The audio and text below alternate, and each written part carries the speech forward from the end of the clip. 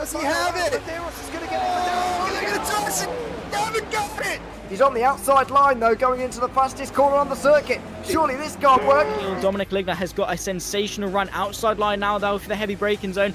Around the outside goes the Audi R8. Look how much Miller's caught back into play. Exactly, Miller's still such trouble. He's not on second and change. All of a sudden, Miller's back in play. Can Barry do it? Big Barry's going to do it. Big Barry!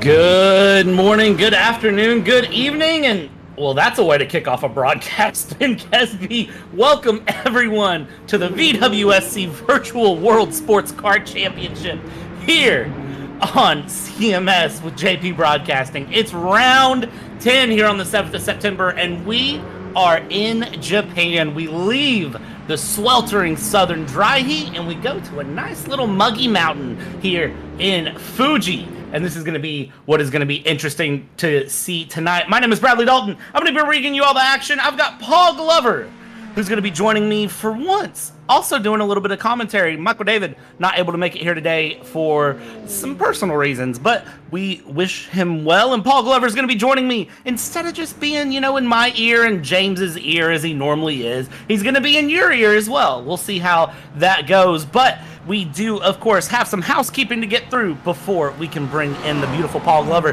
And let's start out by talking about this schedule that we have going on. It's round 10 here today on the 7th of September. Of course, the Indy 100 and Road Atlanta, round 11, round 12.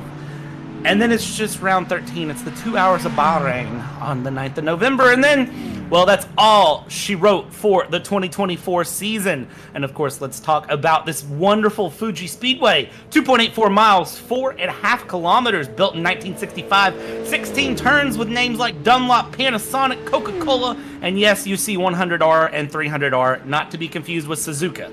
But yes, there is a 100R and a 300R that you'll see plenty of action on here today. And if you're wondering what sort of action, well, I'll tell you right now, Sector 3 is gonna be the challenge, and the weather could be a challenge as well. Sector 3 is really what's gonna push these cars over the edge, under the edge, up the river, through the woods, to Grandma's house we go. Sector 3 is the challenge of the day. Rain ready. We're in the mountains. You never know what's going to happen. We're showing 40 to 50% chance of rain with a nice cool, you know, mid 70 degree Fahrenheit weather. So, but you never know. That could flip on its head and we could get rain out of nowhere. And of course, control the temperatures. The more you push these cars through, the harder you're going to burn up those tires. The more the temperatures go up, the more the tires go, and it just spirals out of control and it becomes very hard to keep up with. Strategy for the GTs. Well, we are looking here at the medium and hard tires for the Hypercars and the medium tires for the GTs only. Hypercars, I have seen some split axle strategies. We'll keep our eyes on that as we go through the race today. And as we look at the strategy here for the Hypercars, good top speed, good acceleration, strong low corner speed. And I'll tell you right now, the all-wheel drive cars have been looking pretty good around here of course as well. We're looking at 3 to 4 stops across 90 minutes with the ARX being one of the big cars, the Porsche 963, and of course the Tipo is always up there. It's always a car that you have to watch because it's all-wheel drive. The strategy corner in the GTs, you need to preserve your tires, and that is something that is easier said than done. And of course, it's easier said because I'm sitting up here and they're the ones driving. So 30 to 35 minutes for a stint, 2 stops expected across this 90-minute race. And watch the hypercars through Sector 3, because that is really going to be where the challenge comes in for the GT3s as always. But let's bring you through the scores on the doors, and let's talk about where everyone is at here today. Starting with hypercars, I'm going to run through the top 10. I won't get through every driver because 29 hypercars have ran through this season. And if you don't hear me say your favorite, find your favorite, support your favorite. Plenty of points still up for grabs. Dan Kirby in that CMS Pro Porsche 963 at 247 points, with Dan Herlock at 189. Mike Bell in third place at 140. Tom Lane with 118. John Uyen at 101. Cameron Barker at 93.5 points. Mr. Vuda de Bruin in P7 with 76, but half a point behind is Ben Kesby. Timon Subic in ninth place, and Bradley Sellers in P10, just half a point back from Timon. Plenty of positions and opportunities to move your way up through in the hypercar standings. And of course, it is them CMS Pro Porsche 963s leading with 400 points in the team standings, with the Smile Power Racing Asotas in second and the Manta Squid Porsches in P3. So that is your hypercar standings. Again, 29 cars, 8 teams have taken place. Plenty of action left there. Moving along to the next point standings, we're going to be looking at our hypercar AMs. 20 drivers have taken place. I'm going to round out the top 10 and the top 3 just as I did. Jerry Chin, John Mayer, George Angelides right there, 3 points behind John. That's a good battle there in the top 3 that is not done yet. Scar Pope in 4th place, Eric Monet in P5, Craig Pullen in 6th place, Luke Goodlife in P7, Jason Whited in P8, Norm Graff in 9th, Adam Gray in 10th place. And you can see the other 10 drivers. If I haven't said your favorite driver's name, make sure you find him. And of course, the Mistral Porsche 963s currently leading the team standings with a big run over HRC US Acuras there in 2nd place. And Reptile Racing Porsches there in P3 in the team standings. And that is going to be where your hypercar battle ends. GT3s, again, top 10, and we'll go from there. David Junt, JT Tammy, Eduardo Benica, James Walker, Matthew Overton, Johnny Gutierrez, Eliso Neto, Ross Smith. We'll talk to him here in just a little bit. Kyle Vesa, and of course, Mr. Vasilis Katarinakis, all the way through your top 10 GT3s, with Dark Thunder Aston Martins being in first place, and Team Pazuzu Aston Martins in second, with the Acura NSX in P3 there in the GT3 standings. Again, plenty of close battles. We're near the end of the season, and some of these places are still up for grabs, and just a few points swing one way or the other could make the difference in the championship. In the GT3 AMs, we're going to be looking here at Matthew Bice with Trash Panda Racing Corvettes at 234, Josh Lepetri at 194, Stephen Bice at 179,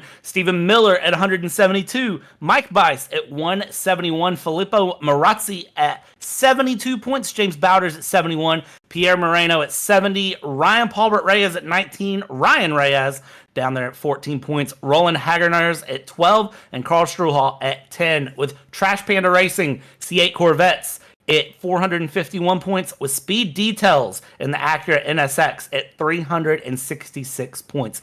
Again, still plenty of positions, even in this GT3M battle, that can flip around, flip through, and could spell the difference. But as we sit and we wait for the green flag to come down and for the grid, let's see if Ross Smith is available for a quick little chat here as the season's winding down. Ross, how are you this evening? I'm doing great. How's everybody doing in the booth? I'm not doing too bad. Paul Glover is here, and Paul's always doing amazing. I assume he's always doing amazing. He's never told me otherwise, so we're going to stick with it.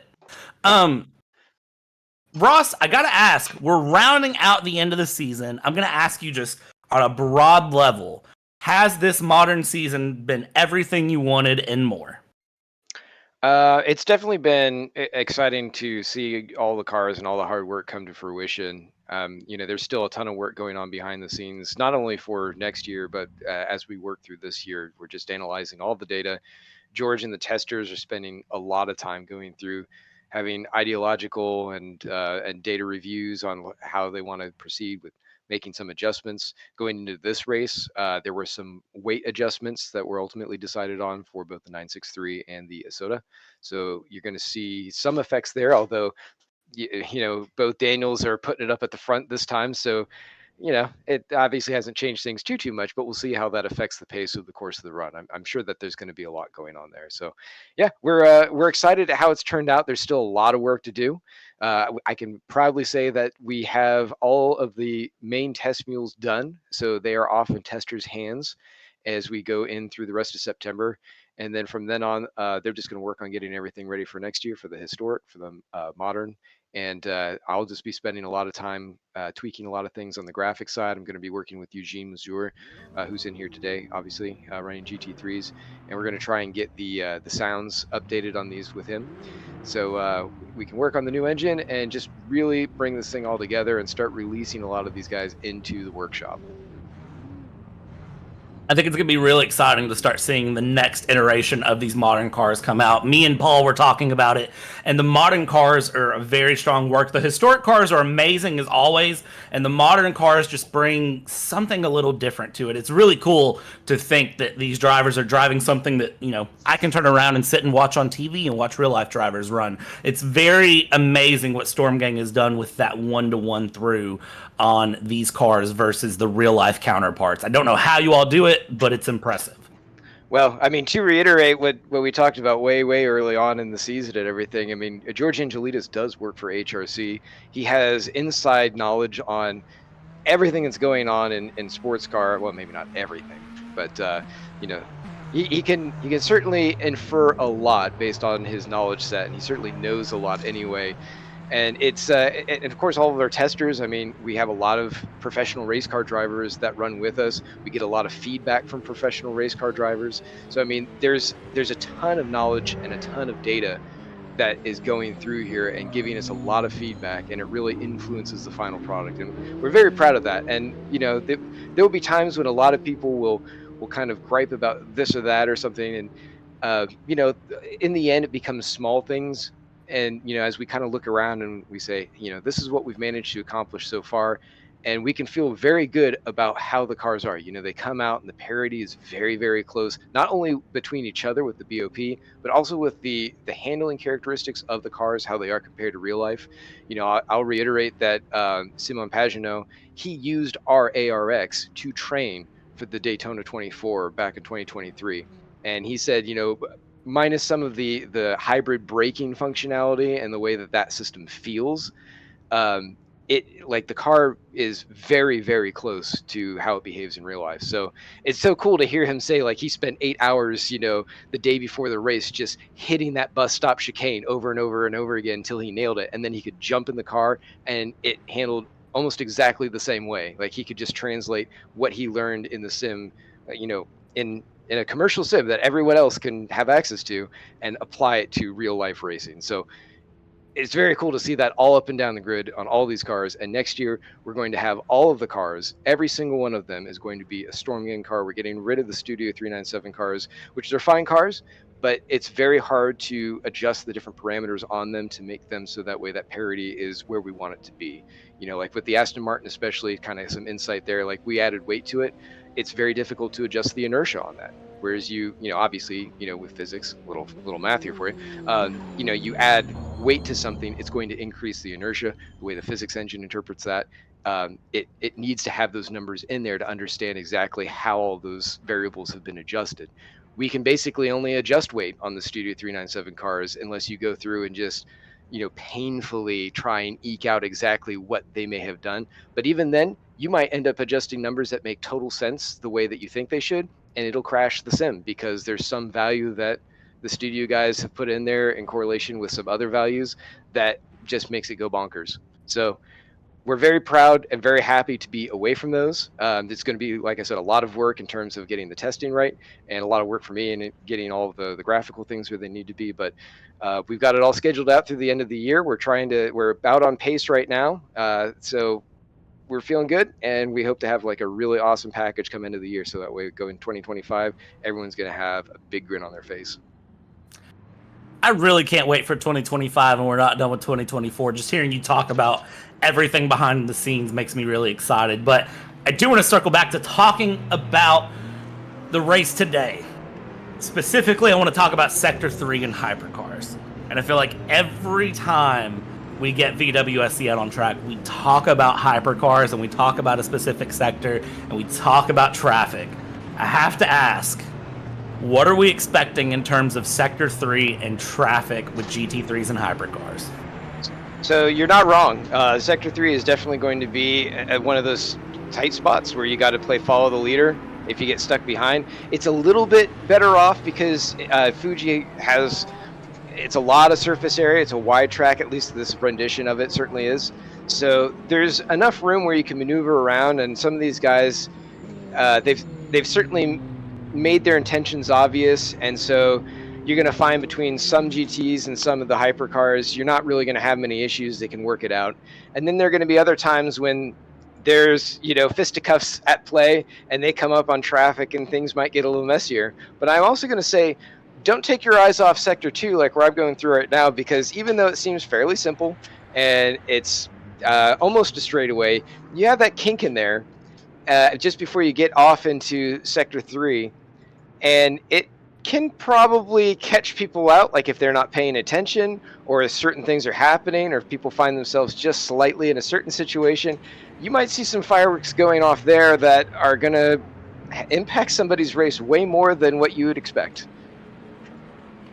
It's going to be really interesting, especially once, we talk about it every time, but once the lap traffic starts, it never stops for hypercars. Once GT3 start being lapped, they never stop being lapped. And that's what I think is going to be interesting. And Ross, you're out on track, but I'm going to ask one final question. I know you and me talked a little bit before the stream started about practice and about, you know, your confidence level, where you're feeling with this track.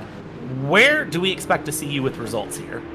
Probably not terribly great. I'm coming off a 10-mile obstacle run like we were talking about, so, you know, I haven't had any time to really prepare, but, you know, I have a decent setup, and I like the track. It's, you know, kind of straightforward in the way that it's laid out, and, you know, it's got a stable setup. It's not terribly quick, so I'm just hoping to stay consistent, stay out of the other wars that people are having, and who knows, maybe attrition will work in my favor. Maybe we'll get some pop-up showers or something. I do love a wet track, but I don't know, we'll see. I'm just kind of finishing out this season and enjoying to be probably the first driver to hit the 100th anniversary, 100 races with VWSC. Obviously, we had the 100th VWSC race at Goodwood for our historics. So, yeah, I'm going to hit that 100 and feel good about that, and just kind of enjoy all the other racing that I can get. Basically, what Ross is unofficially announcing is that he's going to take the F1 driver approach or the NASCAR driver approach, where he does a bunch of races, gets some good results, and then he says, I'm done, and retires to the booth with me. I don't know how good the results are going to be, but yeah, most of that is about correct. Well, Ross, I'm going to let you get to it because it looks like we're not too far from getting ready to go here, and I see everybody's putting in some nice little warm-up rounds here. We got a few minutes left to go warm up, but we'll let you go warm up and get going here, Ross. Take it easy, man, and I'm sure I'll talk to you more later. Yeah, have a good broadcast, guys. Thanks again to JPB and everyone at CMS. This is our 25th anniversary year. We got a lot of great programs going on. If anybody has any racing available for them during the week, I will give a shout out for MNRL and NARS, the North American Racing Series. Tuesday and Thursday, there is a combined series where we're running the classic GT1s and GT2s from 1998. So check for details on that in the Discord if you're interested, and I'll catch you all later. Awesome. Thanks, Ross. See you guys. All right. And with Ross away to run his race and the boss man away, me and Mr. Paul Glover can play for a little bit. Paul, I don't know that this is your first time commentating, but I think it's your first time commentating with me in a very long time. Hello, everybody. Yes, I think it might be.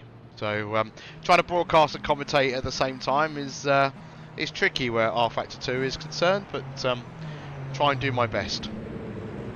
Yeah, and of course, Ross, I'll carry the heavy lifting for you because you and me talked about it off broadcast about how tricky R Factor 2 can be with streaming and cameras and different things. So we'll try to make sure that you get to give us the best product ever, but it is nice to hear your voice on the other side every once in a while. What are your thoughts for this race today? Like I was saying before the broadcast, it's a bit of a tricky track. You've kind of just alluded to that with your discussion with Ross as well. It's a track that I have only done a few laps in because I get easily frustrated with it. I struggle to find the flow, and even if I switch camera here and we look at you look at this camera here, you can clearly see how much the circuit drops off. You'll see that there's a hypercar, there's no longer a hypercar, and this is what this track is all about. There's a lot of gradients that you won't necessarily spot from other camera angles, but I think that this one kind of clearly shows you that, yeah, there's at points the track drops up and down, and it makes it hard to see the apexes. So it'll be interesting to see how that's handled, especially when you've got hypercars that catch up on the with the GTs. Yeah, it's gonna be tricky, and the big thing that I think people forget about is just this is on a mountainside. This isn't necessarily just, you know, a flat track out like Coda was that we were just at a few weeks ago. This is a mountain in Fuji that this track is built on. So it's going to produce some very interesting races and runs, and we have the up, the down, the all the way around that comes through. Of course, we're looking right now all the way down to turn 3 to Coca-Cola corner. And if you look off to the left, we're looking towards 100R, which sweeps around behind the trees we can see. And this is a 16-corner track, and I think it was phrased best. I was watching some track overviews just to refresh my mind on this track, and someone said it best there, and they said, do you want the most difficult, complicated track possible with no flow? Yes, this is your track. So that is where it's at. But let's bring up the starting order. Let's talk about everything. We got one pace lap to go, and then we will be underway because it does look like warm-up is over. And before these 90 minutes get underway, we'll run you down the grid here. Dan Herlock in the Isoda has taken the pole over Dan Kirby in the Porsche 963, Cameron Barker in third place, and Mike Bell in P4. So it's Isoda and Porsche, your top four. The Ferrari of Ben Kesby in fifth, Magnus Dahlgren in the Alpine in P6, Luke Mitchell in seventh, and Mr. Vuder de Bruin in the Peugeot in P8. From there it is Michael Locke in ninth place, Scar Pope in P10, Timon Subic in P11, Eric Monet in P12. From there we're going to be looking at P13, which is going to be your friend Oliver Newman, and then Maximilian Petrovsky in P14. George Angelidis will start his way there in P15 with Luke Goodlife in 16th place. Looking back further, Jerry Chen, Alexander Cerami, and John Mayer and Jason Whited rounds out your top 20. From there, we're going to be looking P21. Eduardo Bonica will bring us up 21st place there in the GT3 pole with Johnny Gutierrez in 22nd. David Junt, 23rd. Eugene Mazur in 24th place. From there, we're going to look at P25. JT Tammy, Jamie Jalecki, P26. Philippe Ducardi in P27. Matt Bice in P28. From there, we're looking P29, Ryan Paulbert Reyes, Pierre Moreno in 30th, Adrian Rice in 31st, Matthew Overton in 32nd. Looking along from there in 33rd place, Stephen Miller, Peter Meyer in P34, Alexander McQuarrie in 35th, and Ross Smith starts his way back in 36th place in the Acura. From there, four more drivers to bring up, Jill Zalon, Stephen Bias, and Carl Struhal. Sorry, three more drivers to bring up with our 39-car grid today. They go around the pace lap here at Fuji. They get ready to run. And from there, once they cross the line, it's 90 minutes. Your orange zone is all the way out of Coca-Cola corner, all the way through 100R, going down into 300R. It's the first 8 corners of this racetrack. So the first half a lap, we should see everybody playing nice and pretty and polite, but from there, the gloves will come off. We're still pacing down through this fun little bit of a third sector, and again, the third sector will start with a Dunlop chicane, go all the way up, hit a double left-hander, and then the hard right-hander of Panasonic, which is where we proceed. And and that is where things get action. We come out of Panasonic now, and 90 minutes of Fuji here with the VWSC here at CMS Racing is going to be go just as soon as our pole sitter decides to get underway, and it does look like Dan Herlock is waiting on the flag. He's waiting on the flag. He's waiting on the flag a little bit more here. You see he's holding the inside there at that pit line, the pit line there being separated. He's on the inside of the pit lane line. Is he pitting? He is going to be pitting right off the bat, Dan Herlock. So Dan Kirby will take pole technically right off the start. Dan Kirby crosses the start-finish line, and he is gone. Hypercars are away, and Dan Kirby with a big run on Cameron Barker to start things off. In the bottom right corner of your screen here is going to be our GT3s. And our GT3s are going to be led by Eduardo Benica. Eduardo Benica waiting to get to the line to go. Hypercars on the main center of your screen here. Dan Kirby away with Mike Bell, Cameron Barker, and Kesby back behind. You see Magnus Dahlgren there in 5th place trying to keep up. We're all the way through already. They've gotten down through Coca-Cola Corner. They're coming through 100R now. And the GT3s are just now getting underway. And you can see here very quickly the GT3's going. It's that Aston Martin in the lead of Eduardo Benica with Johnny Gutierrez and the Mustang just behind. They get through turn 1 cleanly there of Daichi, through turn 2 down into Coca-Cola Corner yet again. GT3s are away, Hypercars are away. No hargy-bargy that I can see, and everybody has a nice clean start through the field that I can see.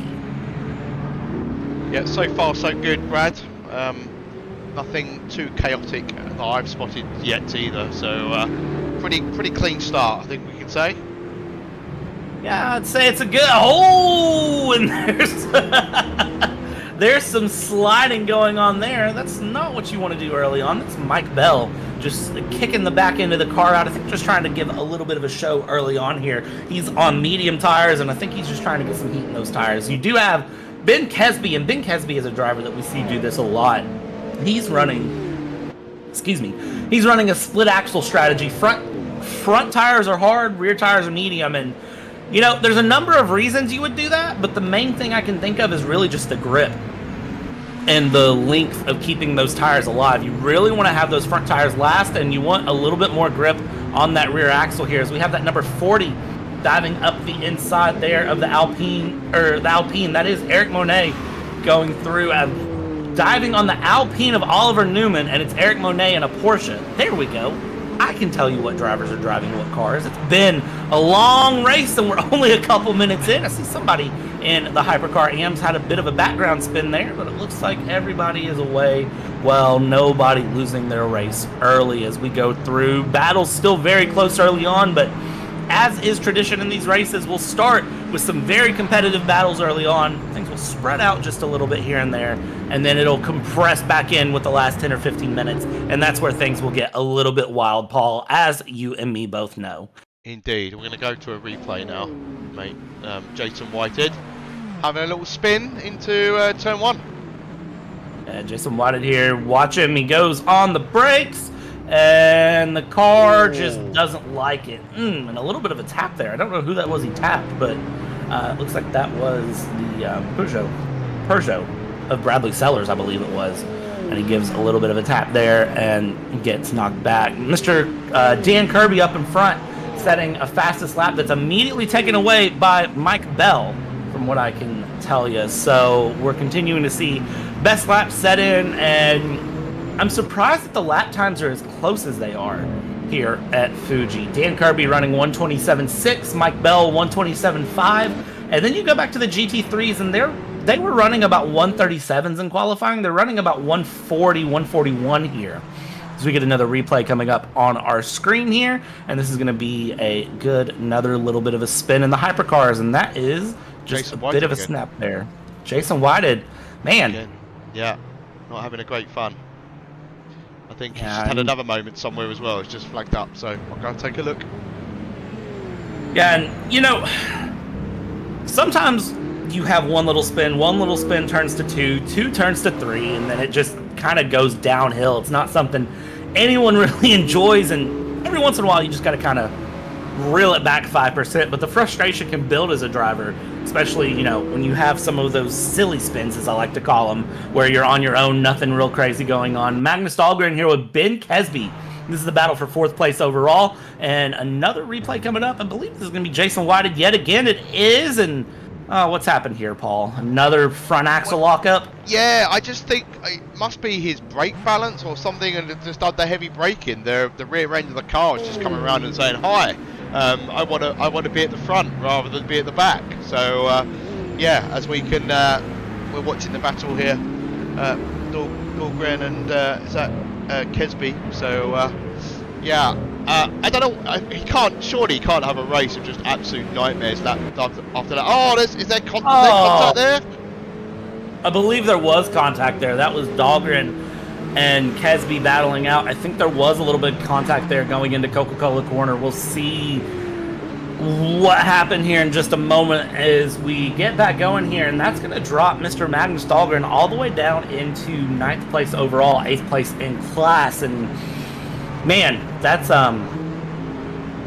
it's going to be a long race for these guys if that's even just how side-by-side battling goes. This is going to take me back to Imola, really, is what this is going to take me back to, and we saw how that race ended as we get a replay here. And let's see if there was any contact there between him and the 376 of Kesby as they go through side-by-side, and the car turns like there was contact.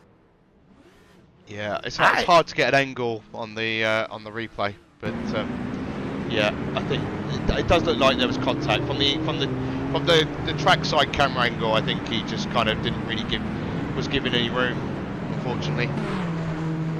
Yeah, it was an interesting one to see there. There wasn't a lot that could be done. More room needed given, and yeah, it's unfortunate to see. Now you've got Michael Locke here, who is trying to battle out with Kesby. We jump back here to the GT3 battle, and this one's going to be pretty interesting. This is Eugene Majeur, and behind him is, of course, Zalecki, who is not that far off as we watch this battle continue. Look at the GT3s carve through this course. I like watching them carve through, and honestly, I think this is a isn't he? Look, he's struggling with the rear grip there, which is now put him under immense pressure. Yeah, you know, right as I go to say the GT3 should be able to handle this course a little bit better for its technicalities and hard handling, I say that, and then of course Majeur now has Zalecki just right for company right behind him there as we watch them go through. We've already had one DNF here today, which I wasn't expecting. We've had Petravki is showing as a DNF for me in the Isoda and in the Hypercar AM. So one DNF away with just a couple minutes in, and here is your pass. Eugene Majeur getting passed up the inside by Zalecki, and it does look like he'll clear him into turn 1. So turn 1 proving to be a good passing zone as well. I wasn't expecting that. I really thought we'd see a lot of passes through Coca-Cola Corner, but GT3 showing that hard braking at the end of a long straight just be the traditional way to go as we continue through 8 minutes into this 90-minute race. Eugene Majeur now down into 6th place there in the Aston Martin GT3. We'll see if he can claw his way back forward here and try to find a higher place in the standings. I don't think he's going to. I think he's going to find himself under pressure from the 2 cars behind. So he's already kind of dropping off a little bit. And just normally the Aston's people say, well, the Aston's one of the strongest cars in the series, but right here, right now, it doesn't appear to be. You can just see, like, as he hit that curve there, it really unsettled the car, and he's gone deep into a couple of into the corners, and you can see he's trying to use as much of the track as possible, but it just doesn't look very stable at the moment. Look, he's not able to take a tighter line. The Porsche right behind is now having a proper sniff. Yeah, it's interesting to see the Aston struggling through there for grip as we see Eugene slide again, but now you got to look behind because the Porsche and the BMW behind are battling as we watch Eugene Majeur go through. That is Pierre Moreno and Ryan Paulbert Reyes that are battling behind. Those are GT3 AMs, and Eugene is a GT3, and now we see Pierre Moreno, who is taking advantage there of the main straight, the straight line speed. He's going to hard brake up the inside, try to get this pass done if he can. Hard on the brakes up the inside. There goes the Porsche, and that is a good run through. The BMW is going to try to follow through. It gets real close, and there's a Hypercar behind for a company that it looks like is starting to get through the lapping process. So we do have Hypercars getting in the mix coming into Coca-Cola Corner side by side. We do have Eugene Majeur going around with our friend Ryan Paulbert Reyes. Goes through Hypercar around the outside. That's going to be very, very close. There's another Hypercar around the outside. Let's just take it 3 wide through 100R, why don't we, as we go around. Man, Hypercars and patience do not go together. Yeah, Eugene there probably didn't know where to go at certain points there, because he had cars to his left, cars to the right, and as I predicted, he's fallen back a couple of further positions, and I think, unfortunately for him, I don't think this is going to be a good race for him at the moment. I mean, it might come to him later in the race, but he just doesn't seem to have the pace of the cars around him. So, yeah, interesting, because he's just been passed by 2 GT3 AMs. They're not even in the same class, Brad. So it's not something we're used to seeing. Yeah, usually the GT3s are very, very class oriented. You don't see a lot of mixed class battling, and I'll tell you right now that this on your screen is Eugene Major with Adrian Rice and Matthew Overton, and that is battles for class position. And a little bit further back, we would see Ross Smith a little bit further back through as we watch them battle and go. Eugene's got a little bit of breathing room behind because Rice and Overton have decided to battle up front. This is where the real action is in Hypercar. We haven't checked in with these guys for a few minutes, but I'll tell you right now, Bell and Kirby, 0.3 of a second separated as they go through. They're carving through this GT3 traffic. Mike Bell was able to get that Isoda ahead of Dan Kirby. Dan Kirby, of course, in the Porsche 963. Dan Kirby, we know, is very strong, very fast. Mike Bell, we know, is very fast there in this. And as I say it, Dan Kirby runs a little. And he gets tapped by a Mustang.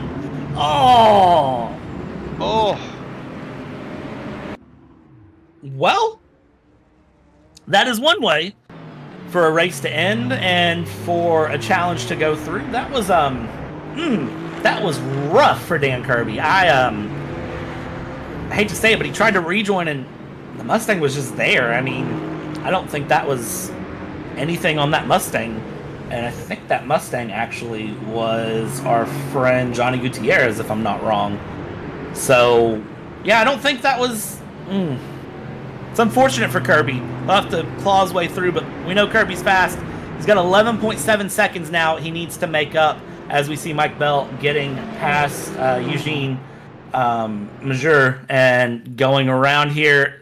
The lap traffic started within 10 minutes, and, well, it's going to stay like this for the next at least 75, because that's how long we have left in this race. So Kirby goes off. He's there, and he just... Maybe, I mean, thing is, it takes two to tango and make a move work. And, maybe there is you could say, a bit of an accountability on the GT3 for not having an awareness that he was there.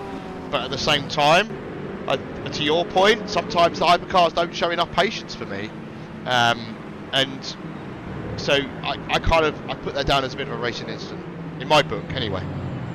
Yeah, because it was, when you watch it back, it was Kirby trying to get on the track to get back to the race, and the GT3, I wouldn't have expected someone to be that deep inside there either at that angle. So I can see that as a racing incident through. I do want to take a second and say hello to everybody in YouTube chat here. Mr. Reese, Stacy Scott's gang, and Bill Hunter. Welcome to you all here in chat. Me and Stacy had a quick chat, and of course, yes, Mr. James Parfit himself is off for the weekend. He's decided to go take a quick breather. He decided that he was tired of hearing my voice. Me and him spend a lot of time together, so he decided that he wanted some time to himself, and, well, I can't blame him. He does, have a family, and I guess the family's more important than me. Somewhere in there, we'll debate that one later. James knows I love him. We get a replay here on screen. Paul, what you bringing me? Yeah, it's a long replay of Stephen Bice, so it's a good battling. Some little bits of contact, as we can see here. So navigating the slower car ahead, the Mustang there. Unfortunately for Stephen, though, it does end up in a bit of a spin. But you can see quite a few of the the car behind also. Was on a bit of a half spin, but just quite a lot of activity going on here. And again, you need to have a bit of an awareness. And there's Eugene ahead, and Stephen touches the grass, and then just sort of comes in and then continues, and then does a 360 for good measures. Yeah, that's an interesting one to see, and it's it's unfortunate to come back live. This is a mess. This is an absolute mess we come back to at happened to Coca-Cola Eugene? Corner. What actually happened to Eugene? Because Eugene is just gone. I don't know. So what's Stephen happened to Bice him. obviously went past as he spat, but something happened to him. So if we watch him, he contact with the hypercar. Snapped. Yeah, I think the car just snapped. I don't think he did that on purpose, unfortunately for him. So yeah. Yeah, no, I don't think that was on purpose at all. I'm looking through and trying to tell exactly what happened. Stacy brings up a good point, though, here in YouTube chat. Some of the corners are slow for hypercars, and GT3s can almost pass in some of these corners. That is true. So here we've got Bradley Sellers, which is a bit of an odd one there, and the braking just... I'm not a fan of the Peugeot, because I'm like, where's the rear wing? Like, where is the rear wing? And I think it always looks unstable to me, because it doesn't have a standard rear wing like the other cars do.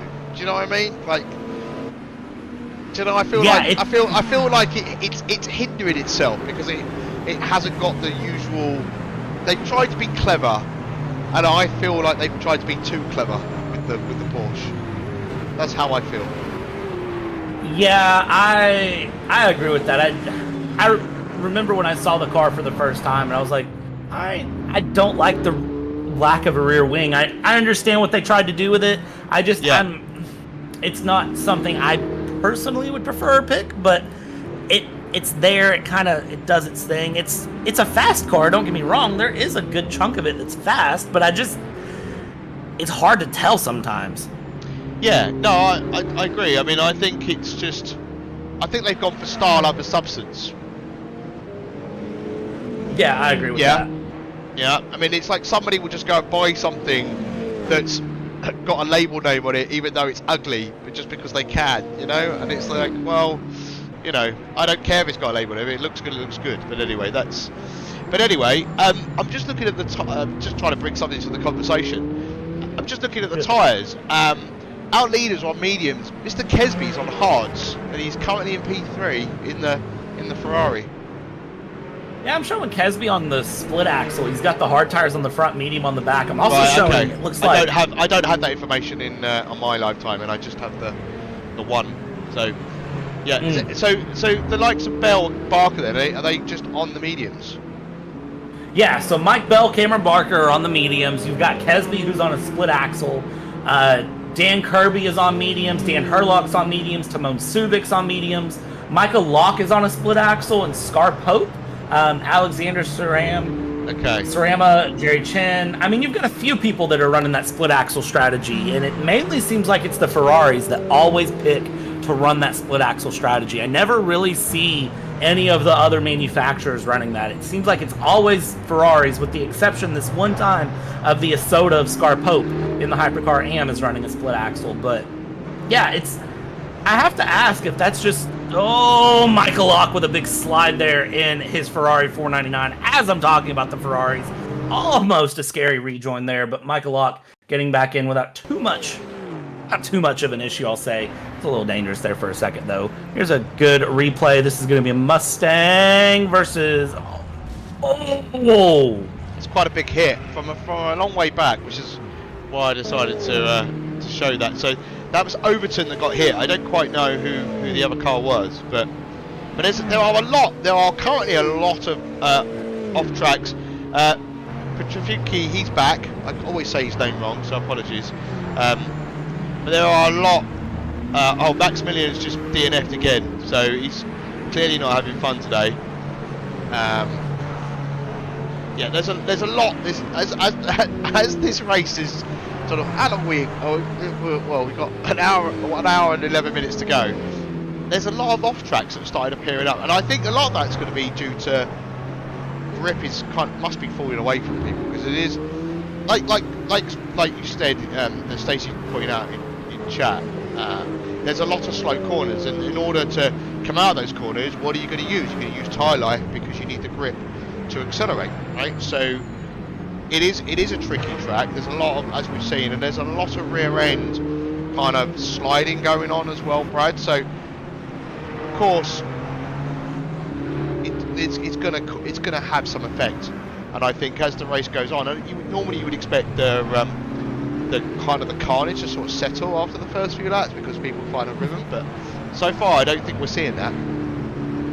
Yeah, this does not feel like a race that's settled down at all. And I'll tell you right now, a lot of the off tracks is because a lot of it I'm going to guess, I don't have this information right in front of me, but a lot of it I'm going to guess is hypercars trying to get around GT3s. And I'm going to guess that another good chunk of it is people just trying to eke out lap time. And one of the things you'll see as we watch these laps continue is you've got to push. And there's a lot of sections of the track you've got to be right on the edge of track limits. And if you're not right on the edge of track limits, you're leaving time out. But the issue is you got to do that consistently for 90 minutes, and that is something that is easier said than done time after time. So we have Eric Monet here, who is trying to have a run on Mr. Mayer and is getting a dive down the inside, and it looks like this is going to be a team battle, so they're not going to make it too hard on each other there in the Hypercar AMs. Monet and Chen battling through. I don't expect them to make things difficult with each other here, as you have Chen, Monet, Mayer, all three together within just a very small gap. And you know, when you look at the Hypercar AM battles, Mistral 410 points against the HRC Acura's 263. They might race a little harder though, because Chen and Mayer are 1 and 2 right now in the Hypercar AM standings, and Mayer's only 3 points behind George, or ahead of George. So they might race a little more, but I would say if you're Eric Monet, you're not going to make it too hard on these two, because they are, of course, trying to get a gap on George in the driver's standings. Let's get some GT3s on screen, shall we? Yeah, bring up enough love at the moment. But it's hard because there's quite a lot of good close battles going on as at the moment. The GT3s, you know, I said this earlier at the top of the race. This is a track that I feel like it's like Imola. Like when we look at the schedule again, and we look at, you know, Imola, Qatar was a race that was a lot like this. Sao Paulo. This is a track that I think the GT3s really should have strong races at, and they should have very competitive, very fun battles at. We watch JT Tammy here on the main screen in the bottom right. You do have the hypercar battles going through. That is going to be Ben Hesby there with Cameron Barker. That is P2, P3 on your screen in the bottom right as they go through, and they are snaking their way through the GT3 traffic. JT Tammy there in third place in GT3s, trying to chase down David Junt. Not too far behind him there, but you can also see behind him that he has Johnny Gutierrez in the Mustang. And I tell you what, the Mustangs looked fairly consistent in the GT3 as well. I think all of the cars have looked really good, but I will say, to Ross's point at the top of the broadcast too, when we were talking to him, you can tell the slight differences between the R-Factor 2 cars and the SGS cars. You can tell the minor differences in handling and performance, and I'm really excited to see what the 2025 cars look like whenever all of them are made by SGS, and it's all, you know, tunable the way that Ross and everyone over at Storm Gang want. That's going to be, I think, really interesting to see in the long run, because, you know, as we've talked about, Aston Martin is very, very quick. It's very, very competitive. It's very, very hard to compete with. So I'm curious to see what they do to kind of knock it down a peg. Oh, you see the bottom right hand of your screen there? Did you see what just happened? Oh, that looked bad. That looked like a mess. Yeah. Well, to that, we were watching Subic and Mika Lock. So I think it was Mika that's lost out there. So we'll I'll go and grab a replay of that momentarily. Yeah, that was a very, very messy moment there in the bottom right, that just right as I stopped talking to catch my breath, I caught. Yeah, the problem is, I think that the Mustang, by the looks of it, went to make a move and didn't realise the hypercar was there. So, again, I don't think you can really pin it on anybody. There's a lot of those moments, though, with these tracks and these cars that you really can't pin it there. The Mustang goes through, goes up the inside for a move, and I mean, again, hypercar patience. Me and James go back and forth on this all the time. Yeah. About, you know, blue flags and, you know. Whenever James is around, don't mention blue flags, because he immediately goes and spits feathers. A few of the hypercars are in the pits.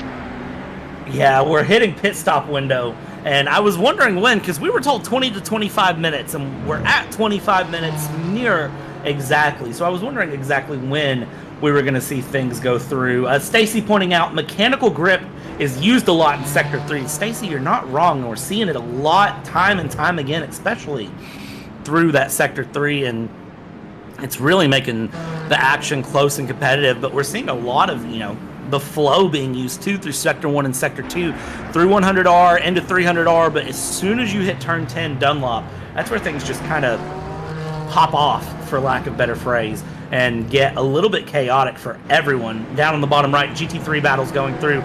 Up on the top, it is Dan Kirby on your main center screen there, bringing his way around, and I'm wondering when the leader decides to pit and when he decides that he wants to go in. Dan Kirby currently with an 18-second lead to Timon Subic. Mr. Voodoo de Bruin just behind Timon there for second place. He's got GT3s for days he needs to watch out for. He gets through, and I believe this is Dan Kirby into the pits. He's on the inside of the white line, the commit line, and there it is, race leader into the pits. And this, we'll see how long the pit stop is, how it mixes things up. Yeah, Subic carries on. He hasn't been in yet.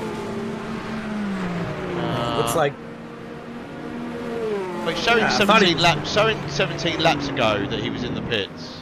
So on my end, so I'm not sure how accurate that is. We might have been in and we missed it. So yeah. I'm not sure. I know Mike Bell's been in, Ben Kesby's been in, Cameron Barker's been in, Dan Herlock, Magnus Dahlgren, Scar Pope in the AMs. George Angelidis currently second place overall in the Hypercar AMs. He has not pit yet, so he is running through. Look at the bottom right there. The GT3 battle continues on yet again. Aston Martin versus Acura. This is Ross Smith putting on a show for a man who said he wasn't very confident with where he was going to be at today. He is he's putting on some work here, holding back an Aston Martin. Yeah, it's Matthew Overton behind. That's who we saw Matthew unfortunately get collected in T1 a few laps ago. So he's on a bit of a recovery drive from that.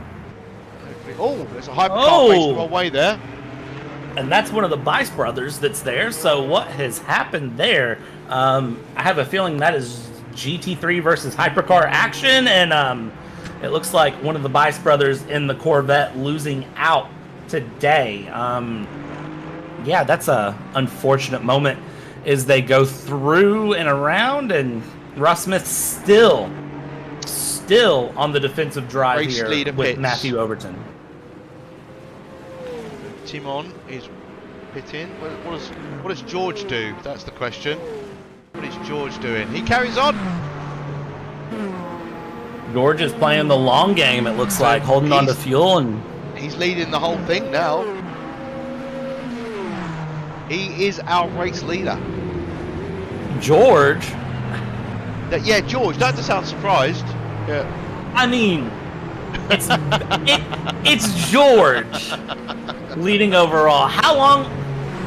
I feel like he stayed out this lap just so he could say he's leading overall for one lap. Yeah, just leading one lap. He'll come in straight there. The edge. Yeah, probably right. So, but yes, ladies and gentlemen, the Hypercar AM of George Angelidis is leading overall at the moment. I feel like we're watching one of the historic races where we see things mixed up really, really hard. And of course, in Hypercar or in the historic series, you never know what class is actually going to win because it mixes up race to race. And I feel like we're in one of those little moments now Ross. in the modern. modern. Ross. Careful now, George.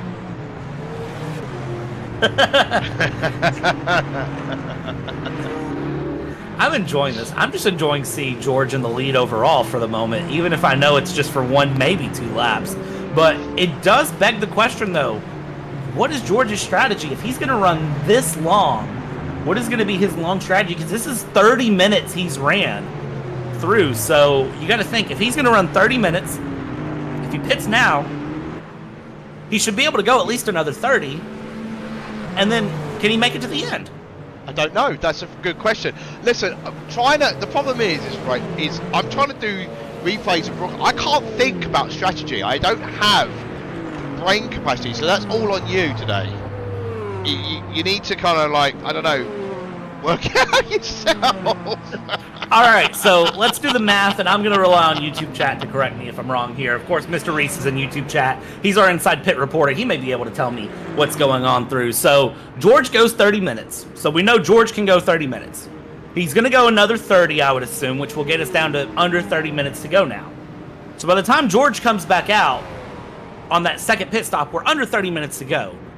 Is George about to pull off the upset of the century in strategy? Because it sure, by golly, looks like it, because everyone else ran 20 to 25 minutes, and George stretched it out to 30. George Angelides, I'm keeping my eyes on you this race. And yeah, I probably just pulled a commentator curse, but we'll keep our eyes on it as it stands. Mike Bell now back in his rightful lead as George Angelides' pit, and Mike Bell now in the lead there in the Minnesota with the Ferrari 499 of Ben Kesby behind. Cameron Barker in third place, 5 seconds back. Dan Kirby, another 8 seconds behind that.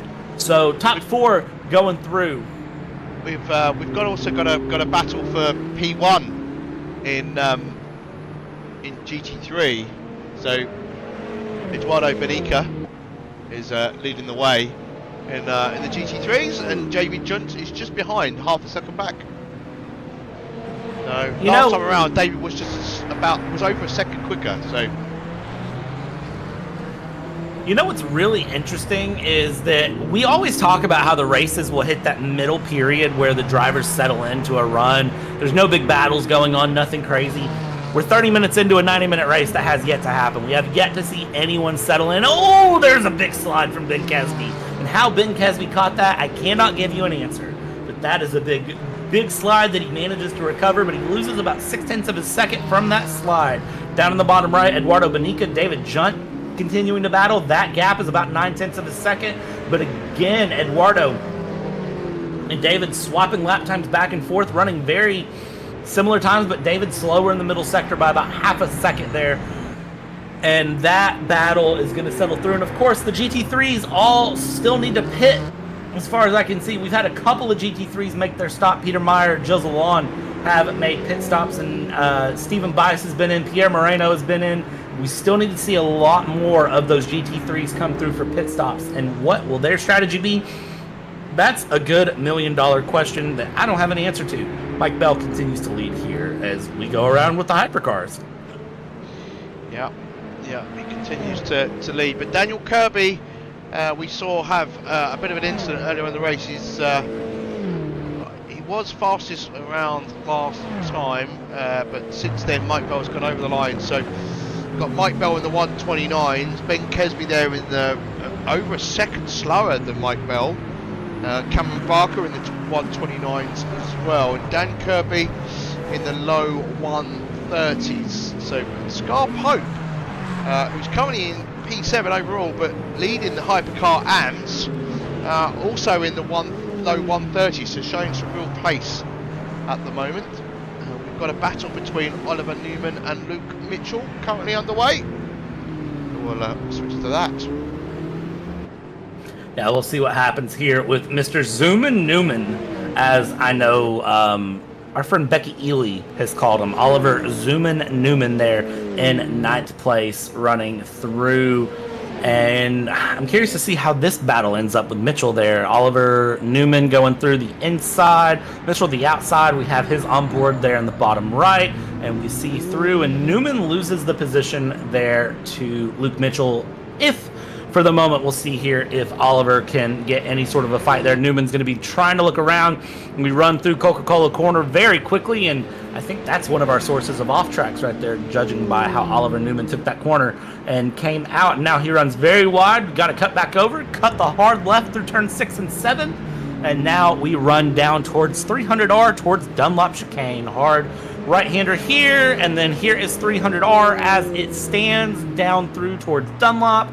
And then here is Dunlop. Deep on the brakes we go. And again, this is just so slow, so technical. And the hypercars, you got to be careful not to do what Oliver Newman just did and go a little too far off the track there, because once you do that, you lose all your momentum. You can bottom out the car. And it's sayonara, adios, see you later. Through 14, through 15 here. Double apex. And then bring it back around one more time. Hard to the right. for turn 16 Panasonic, and then it's down the main straight. You can see the different lines that they're taking through. Everybody's got a slightly different line that they're taking, but it all ends up in a very similar result, and that is your lap around here in Fuji as we continue through. 55 minutes to go. We've gotten 30 minutes down. We're under 60 minutes to go. And few GT3s more down the pitch. You can see a few leaving there. Unfortunately for Marino, he's got a penalty, I think, for speeding in the pit lane. Oh, that actually stinks. It's one of those things that it's frustrating and it's annoying because it's almost avoidable. But drivers are going to push really hard to get the fastest pit stop they can, and even if you're a 10th over, you're still over, and it gets, the hard hammer comes down. Dan Kirby here in 4th place, trying to hold off Dan Herlock in 5th place, and this battle is there by just under a second. These two are separated as we go down the main straight. Slipstream, really the only place you're going to see Slipstream come into effect is down the main straight, and I don't know, it doesn't feel as strong here as it has been at some of our other tracks we visited, but it is something that you have to be aware of as we see Dan Kirby here trying to make a move, get around the GT3, and now Dan Herlock's going to follow through as well. And did Dan Kirby lose time to the GT3? He sure did. He lost about half a second there as we go through. Dan Herlock still trying to hold on as best as he can. Dan Herlock trying to get up into 4th place here. Dan Kirby trying to hold on to 4th place. 10 seconds separates these two, though, to the top 3. And that is a very big amount of time that they need to make up. Yeah, it's close between Bell and Kesby. They're doing very similar lap times. Well, last time around they did. I'm making a statement like I've been watching every single lap time, but that would be incorrect for me to make that statement. So I'm going to correct myself. But Kesby was ever so slightly faster. So the gaps are around about the 2-second mark at the moment, but as you said, we're watching Kirby and Herlock. This is one of the closest battle currently in the hypercars for us. Anyway. And the gaps at the GT3s have kind of opened up a little bit following the pit stops. We often see this, don't we? There's close battles, then the pit stops happen, and it kind of spreads things, but then the pit stops will kind of bring everybody together again later in the race. Adrian Rice, another man with a penalty as he left the pits. So again, for him. So unfortunate. We've seen a couple of those during the pit stops. Yeah, and again, those penalties are frustrating because they are avoidable. It's something that on the driver, it's just a little bit of concentration difference that sometimes can make that difference in the speeding in the pit lane or not penalty. If you're looking at your GT3s right now, JT Tammy into the pits, I was getting ready to say he still needs to pit, and so does Ross Smith, but at the moment, once they come around, I believe Ross Smith will be your overall leader if he decides to stay up this time, as we continue to watch Dan Kirby and Dan Herlock battle through, and Ross Smith is in the pits. He's not going to take that lap lead as he's in. Eduardo Benica will be your leader in the GT3s once he gets his way around. Mr. Reese in YouTube chat points out George trying to save one pit stop. You're very, very, very gutsy decision from Ross. Currently P3 in class, isn't he? So he's 7 seconds behind the car ahead. He's 40 seconds behind Jerry Chen. Well, if he does save the pit stop, though, he's going to save that 40 seconds, will he not? I don't know. I'll be honest. I've been trying to play around with my own live timing, but it keeps crashing here for some reason. I've got an application that I use, and it's not happy with me today for some reason. Oh, here we go. I don't know. Well, yeah, I guess he will. The lap times of, the stop times are around about 6. They range from 60 to 86 seconds by the looks of it. So. Again, different fuel loads. We don't know how much fuel people are taking on, which tends to be what slows down your pit stops there. So, yeah. I don't know. Interesting. The problem is, I think he will, but he can't let the gap open up. Otherwise, it's not going to work. Do you know what I'm saying? Like of course, you know what I'm saying, but. Yeah, I know what you're saying. He's got to keep it under 60 seconds, that gap, realistically. But last time round, he was like a hundredth of a second slower than Jerry Chen. Scar Pope, he was, yeah, he could be on for P2. I think P1's out of reach. It's just two bigger gaps going on. Yeah. Yeah, and the gap continues to open up too. The more you look at it, the more that gap opens up.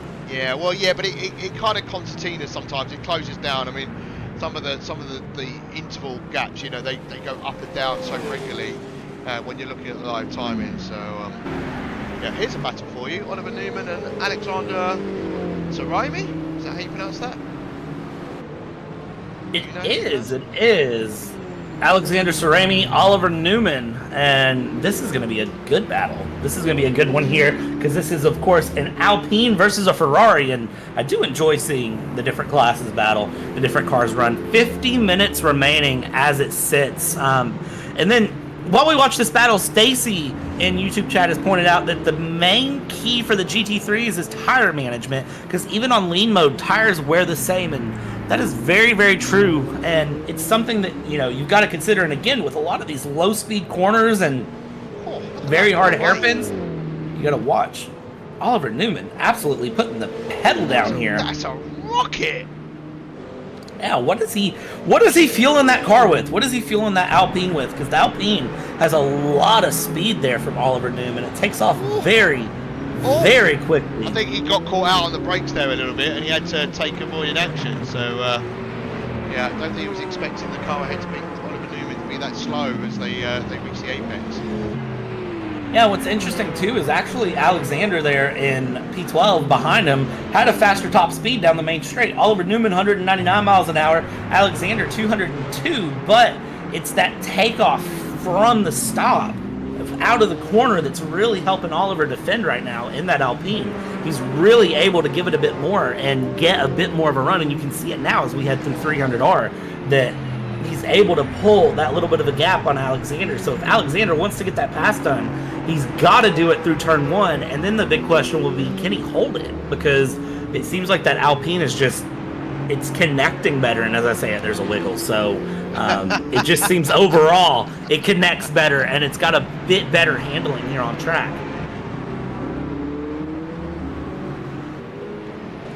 Every time I go to say something, there's a wiggle. Yes, yes. Ross just got past Matthew Overton there in the bottom right-hand corner of your screen.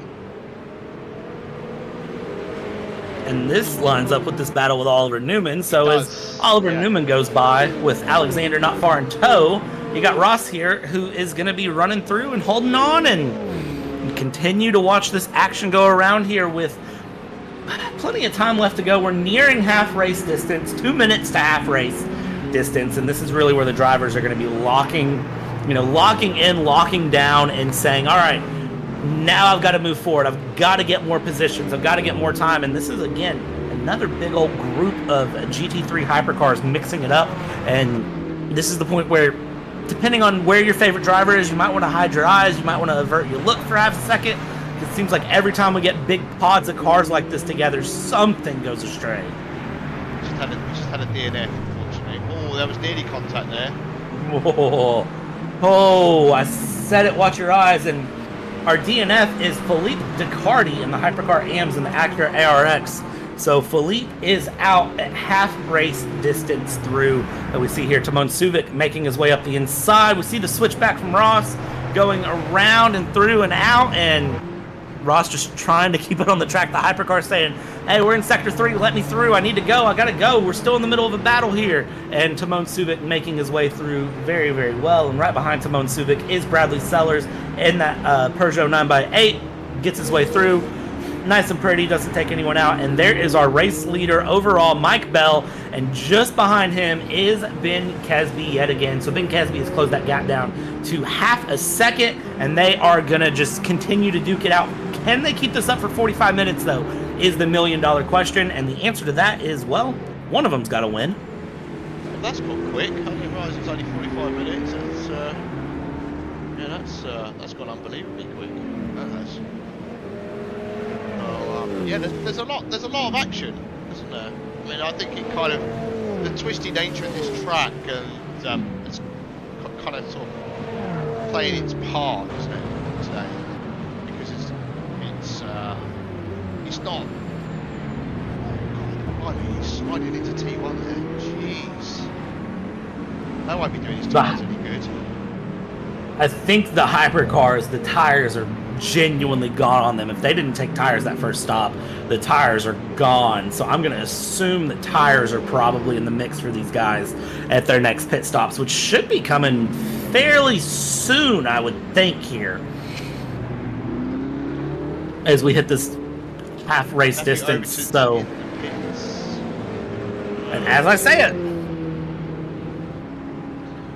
he's not had a fun race today, Mr. Overton. he has not at all. And he's now just made it worse by getting a penalty. Again, the things you want to try to watch, and sometimes. Well, it's like a snowball, isn't it? So, yeah. It is, and I feel bad for drivers because, and anyone who's done any sort of sim racing in any simulator, I don't care what it is, if it's R Factor, if it's iRacing, if it's the Formula One games, which it's more of an arcade game than simulator, but I digress. Whatever your preference of racing game is, everyone's had that moment where they have one little mistake that just snowballs into the worst race you've ever had. Everyone has done that at least once, and it's unfortunate, but everyone has that one race that it happens. And unfortunately, it seems like right now for Matthew Overton, this is that race for him. This is that race where it's gone from bad to worse over and over again. I mean, and there's not a lot you can do besides just kind of muscle through and make it work and be ready for the next one, which again is on the 28th of September. So in 3 weeks' time. Have a little battle. But I think. Not sure. I think Magnus got past there. I believe he did, and then of course Mr. De Bruin is just right on the back there in the Peugeot, and doesn't seem too bad off trying to take on Magnus Dahlgren in the Alpine. I know we talked about not liking the lack of a rear wing, but especially through the corners, it seems like it's holding on fairly okay. We jump back in with Oliver Newman here, who is trying to make a run and is doing well with not Timon Subic, I'm sorry. No, that's Alexander. There we go. Oliver Newman and Alexander are the ones battling out on your screen as they continue along. Alexander trying to go through, and Oliver Newman will be back into P11. These two have swapped positions several times. We jump back up front a little bit here because this is Mr. Wouter de Bruin, who is trying to hold off Scar Pope. Scar Pope, your Hypercar AM leader, there just behind in the Isoda, who is actually very, very quick, is faster than Mr. Wouter de Bruin last lap by 4/10. So Scar Pope, very, very fast in that Hypercar AM class and is putting a lot of pressure on even the Hypercar Pros. Might be on for a top 5 finish if he can get his way up here, and possibly even more if he has the pace. But as I say it, Scar Pope into the pits for his second pit stop. Mr. Wouter de Bruin continues on, and Magnus Dahlgren continues on as well. Scar Pope's in the pits. Yeah, is that what you just said? Yes. Okay, wasn't listening. Mike Bell has opened up the gap between him and Kesby. Quite interesting. Have you noticed how... I know that Mike Bell is driving in a Soda here, but he's acting like he's driving a Subaru WRX in Rallycross. Half the time I feel like we look at him, he's kicking the rear end out and around, and it feels like he's drifting the corners more than he's driving the corners. It's kind of interesting to see what he's doing with that Isoda and how it's working. Is he coming in? I think he might be.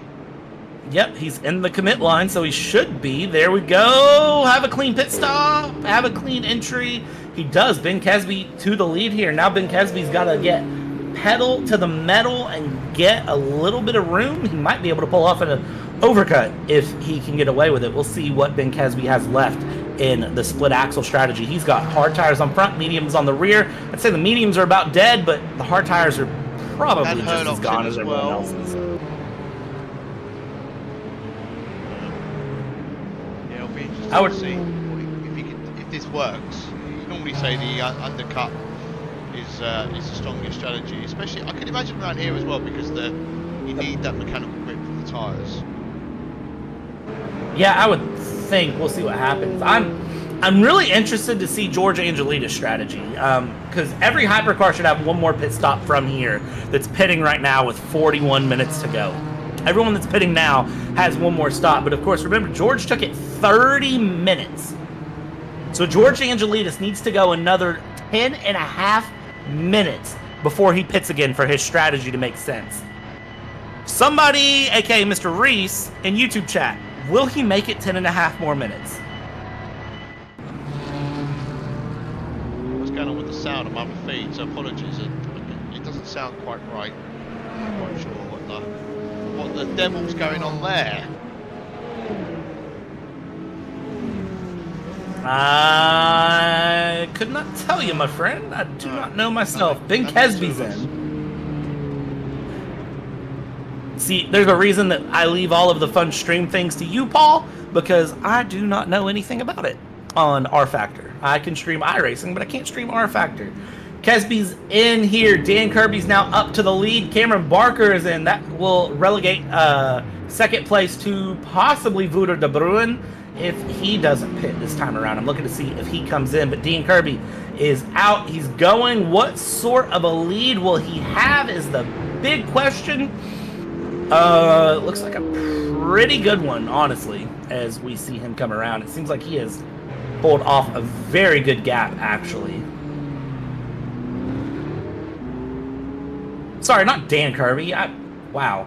Okay, Dan Kirby still needs to pit. It does. Can you tell it's been a long day for me and it's only 3 p.m.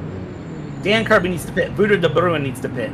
Ben Kesby is in third place, so as it stands, Ben Kesby could possibly have the hypercar lead with Cameron Barker in fourth place there, 6 seconds back. So that is an interesting turn of events as they stand. Mike Bell is in fifth place. Timon Subic is in sixth. We'll see how that battle shapes up as we continue to watch hypercar pit stops go through.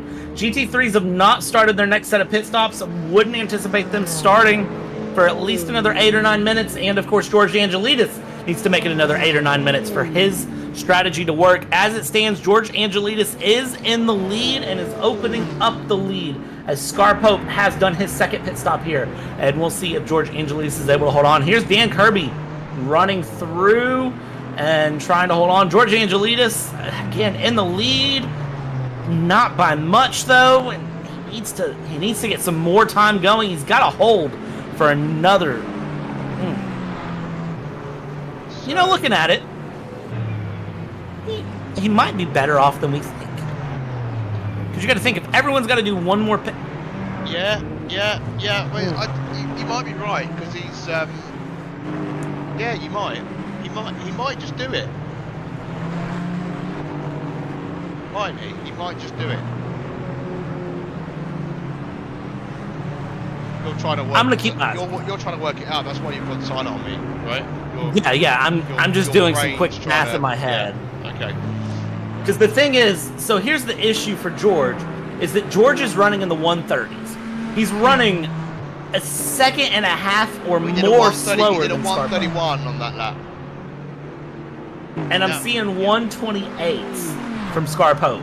128.5, 128.6. Yeah. He's running well, though, you know, all things considered, George. It's probably been one of his better races. Yeah, this has been a very good race for George. Even if George gets second, it's a very good race. Just giving him the, commentator's curse. Yeah. I'm gonna have to pull out the JP Broadcasting commentator's curse disclaimer. Please don't make me do that, Paul. Oh, I'd have to go find that disclaimer first, because that disclaimer was said... I don't even remember where it was I said that, but because I got called out for a commentator's curse one time here at JP Broadcasting, and I said, hey, yeah, no, that doesn't actually exist. We don't believe in that. And then there was a very good clip of me saying that I don't believe in that, and then me precisely doing that. So, right. Yeah, with that being said. Double standards, I think you call that, right? No, it's just the beliefs. No double standards here. No. No, clearly not. No, Oh. You'd never do that. You'd never do that. Yeah, we can't have double standards here. It Yeah, doesn't work clearly. like that.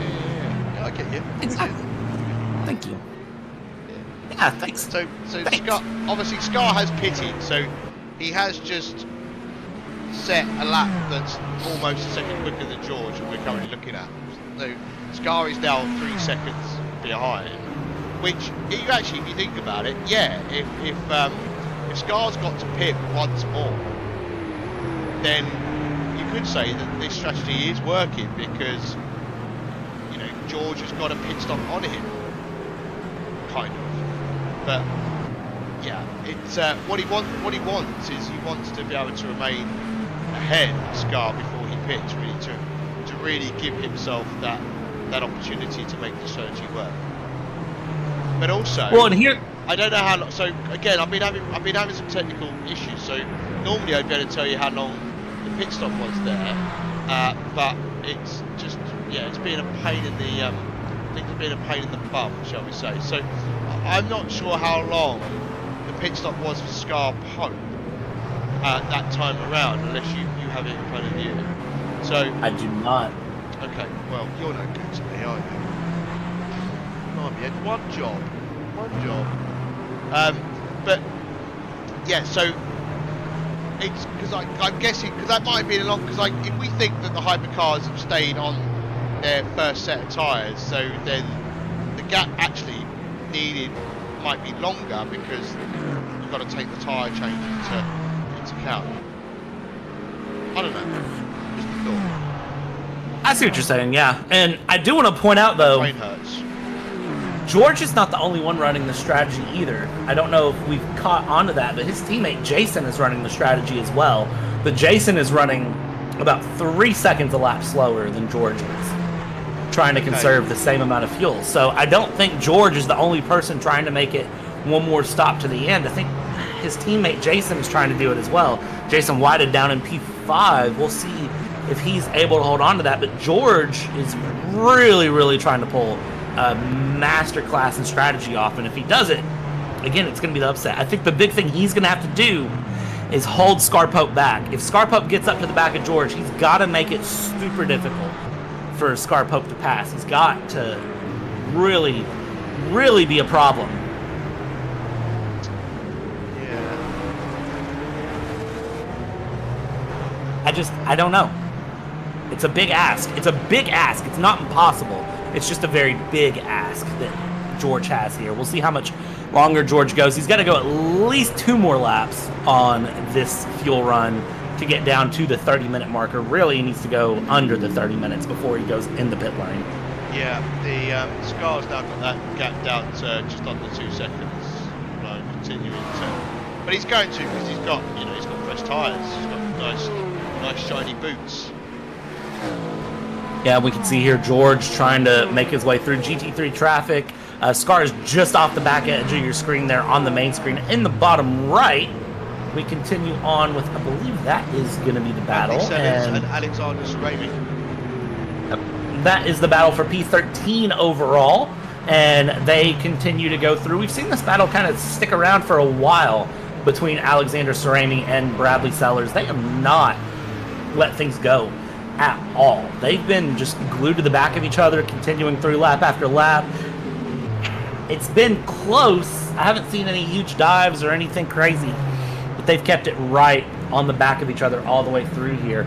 And as we are about to hit 30 minutes to go, this is the point, Paul, I talk about it every time we have these 90-minute races or these 2-hour races. You get within 30 minutes, and that's where you've got to flip the switch. You've got to really start to push a little bit more. You've got to start going through. George Angelides, you've got to defend from Scarpope like nobody's business if you're listening to the stream in the background. So hopefully George isn't listening to the stream and driving, but if he is, hey, you got Scarpope coming up behind you. Be ready, buddy. That's all I can give him. Wouldn't recommend doing that, because that's, get distracted. But yeah.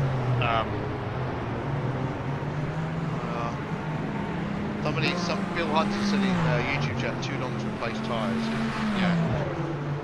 Yeah, that.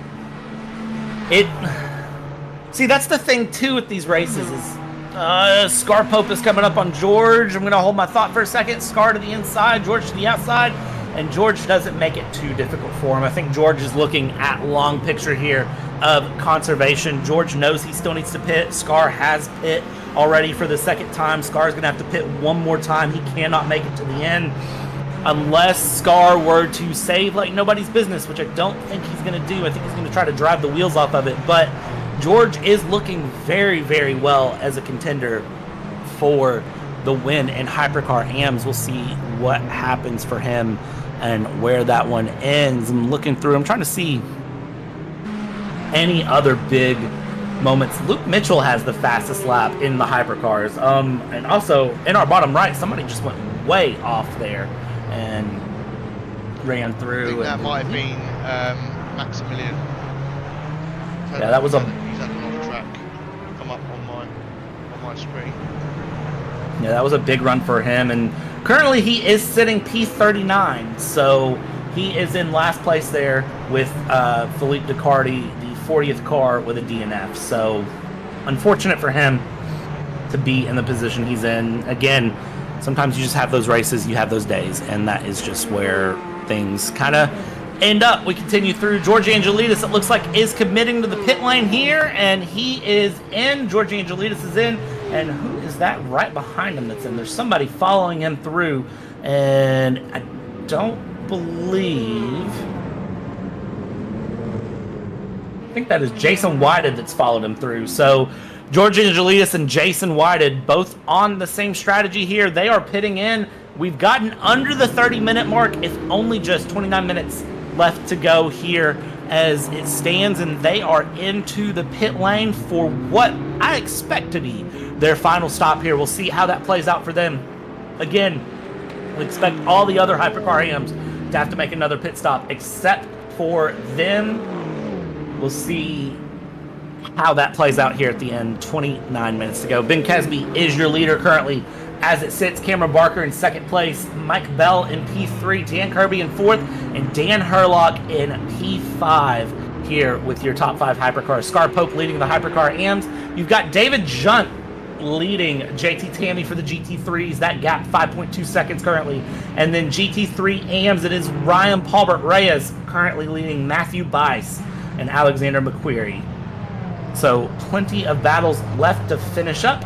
Plenty of battles left to find. We're under 30 minutes here, Paul. And this is where I'm expecting all of these drivers to really start pushing. We're going to start seeing a lot of the battles come back together. We're going to start seeing, I think, a little bit more chaos as it continues. I find it interesting. I don't know if you noticed, but every time that George goes into T1, his fronts stop rotating.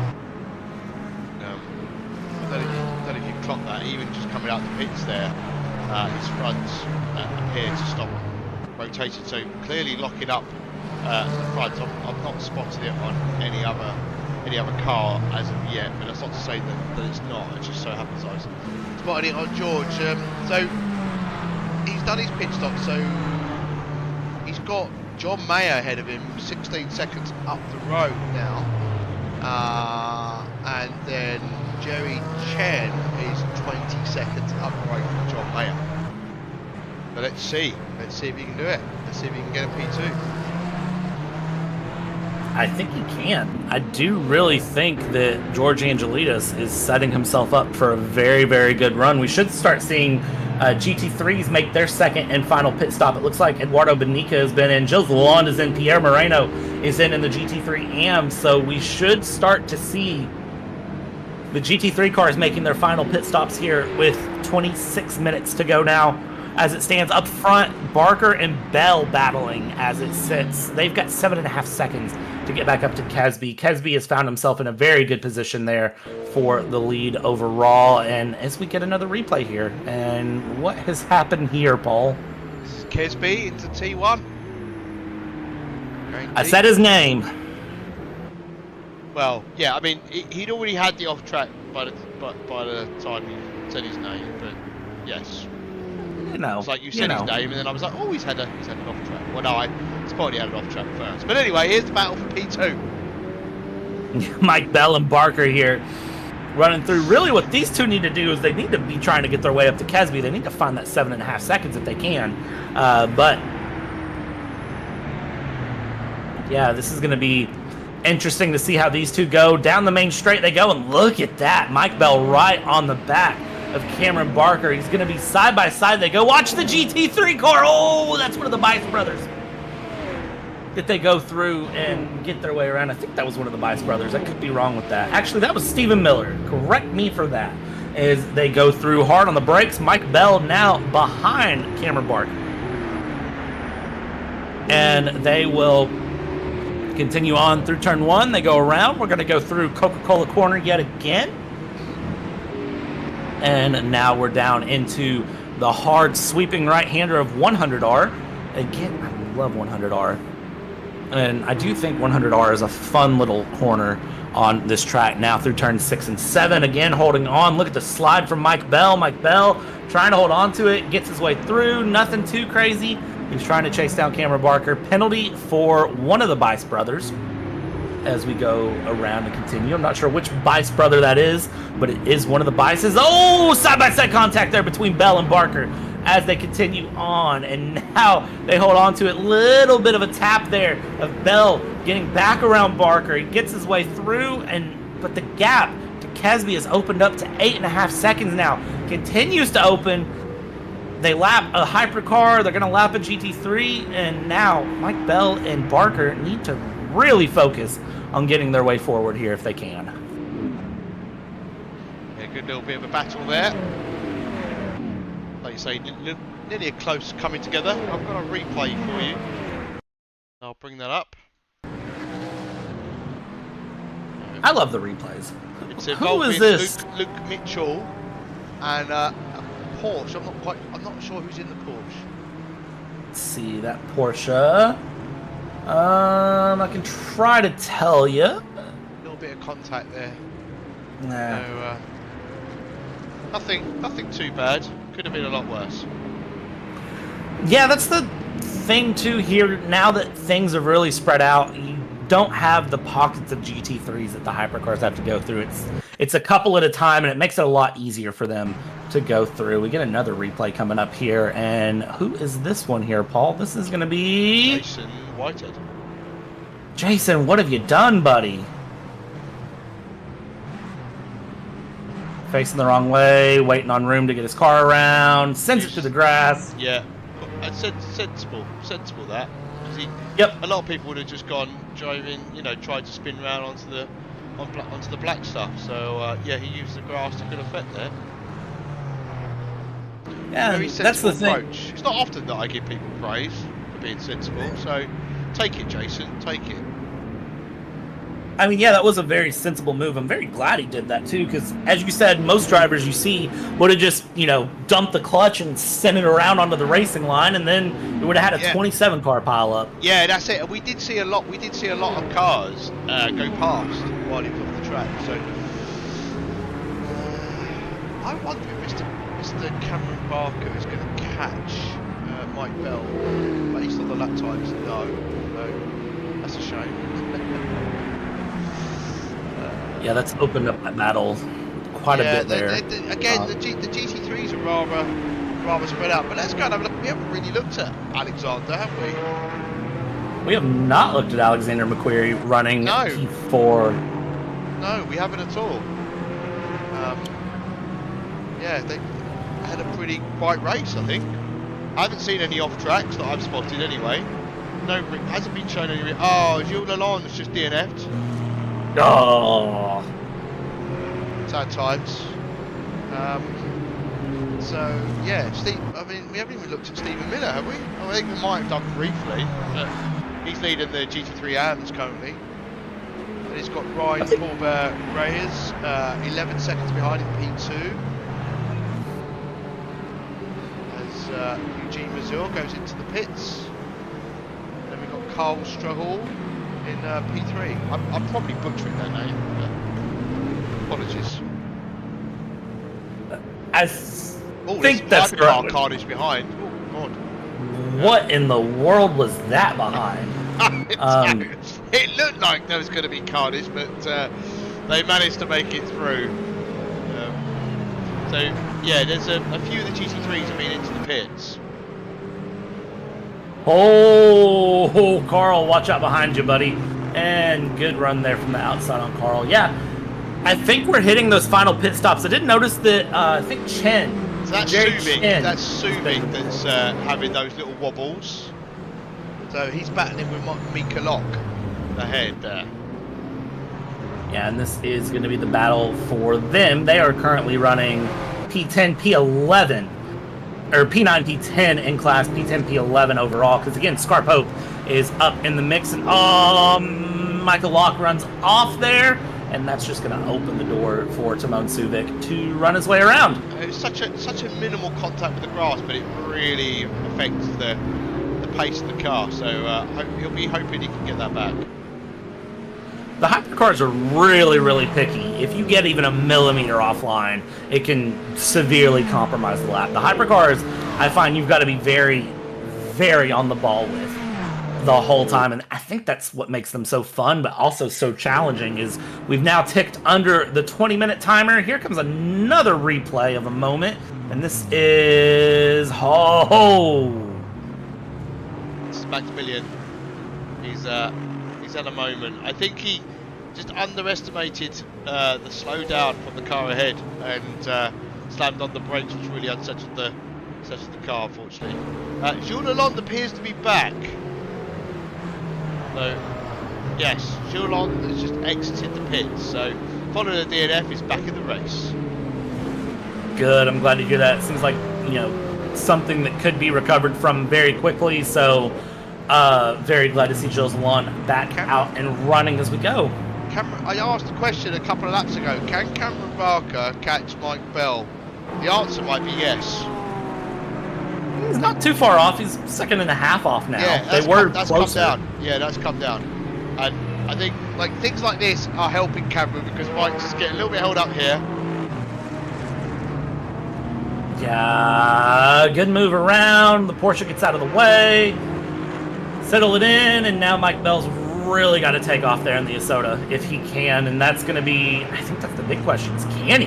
Can he? Well, there's three GT3s ahead here, so as we're riding on board with Cameron Barker in the bottom right screen.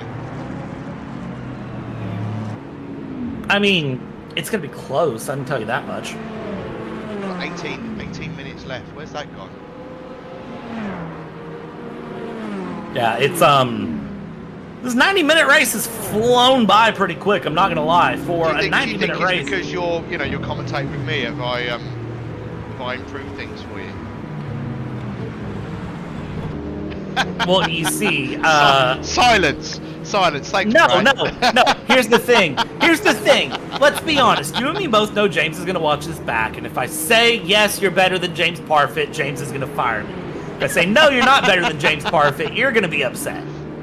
So here's what I will say. I'm gonna play the politically correct answer. Everyone has their own characteristics, and some of them make races more fun than That's not what I was others. angling for. But anyway, it doesn't matter. I think you're. I will tell you right now, you're there's a hypercar that's off the track there. I think that was. I think that was. I don't know who that was actually. I'll have to go and have a look. Might have been Luke Goodlife, I think. No. Yeah, as we entered T1 on board with Cameron Barker. I can see Magnus Dahlgren and Luke Mitchell are relatively close together at the moment in the hypercars. George Adelides is only 12 seconds back from John Mayo, who's currently in P2 in the hypercar AMS. He wasn't much quicker last time around, but I don't. So he's got past Jerry Chen at some point, hasn't he? Because Jerry was ahead, right? Yep. George was in P4. So, oh hello, Mike Bell's into the pits. Yeah, we're gonna start seeing those final pit stops here from hypercars. Blimey. So I think George has got P2 here. Boy, he might have P1. He might surprise us. Well, John Mayer is 33 seconds back from Scar Pope. So George is then, around about 45-ish seconds back from the race leader, the class leader. So there we go. Mike's just done a splash and dash. He's already on the way. He's moving. Yep, Mike's just gonna get enough there to go. Ben Casby and still in the lead here as it stands. He's had a very, very good race and a very smooth race. What happened to Cameron? He's nearly 10 seconds back. I don't know what happened to Cameron Barker. That's a good question, but he is back a bit. What's going on there? I don't know. I don't know where I missed that one. Nothing's come up on my screen. Oh. What? Doesn't make any sense. Okay. Alright. Ben Casby not in. Okay. Let's see. I don't know what happened there between Casby and Barker for that 10-second gap. What I will tell you right now is Bradley Sellers is in the pits, Michael Locke's in, Magnus Dahlgren's in, Scar Pope has been in and out for his final pit stop, it looks like. George Angelidis needs to run it through to the end here. He's 45 seconds back from Scar Pope. I'm showing Scar Pope has done his third pit stop already, though. I don't know, did I miss something somewhere? It's possible we missed. It's interesting because I've just gone back, looked at Barker, and there's nothing obvious. He's not had an off or anything. So yeah, nothing indicates exactly why he's suddenly that far back. Yeah, I don't actually know. It's a weird situation. I'll have to remember to ask during post-race and see if someone can tell us exactly what in the world happened with that through. Watching Mr. De Bruin here in the Peugeot 9x8 continuing around, has some fun friends not too far behind as he is trying to stay nice and smooth. Mike Bell there just behind by about a second and a half and is continuing along. Down in the bottom right is going to be the GT3s. That's the number 037. There's something not that quite is Peter right. Meyer. There's something not quite right with the. I don't know if you've noticed, but it says gap to next car is 30. Actually, there might be a car in front. Ignore what I'm just saying. Just ignore what I've just said. I'm talking absolute rubbish. I'm blaming the headache that I've got. So, no.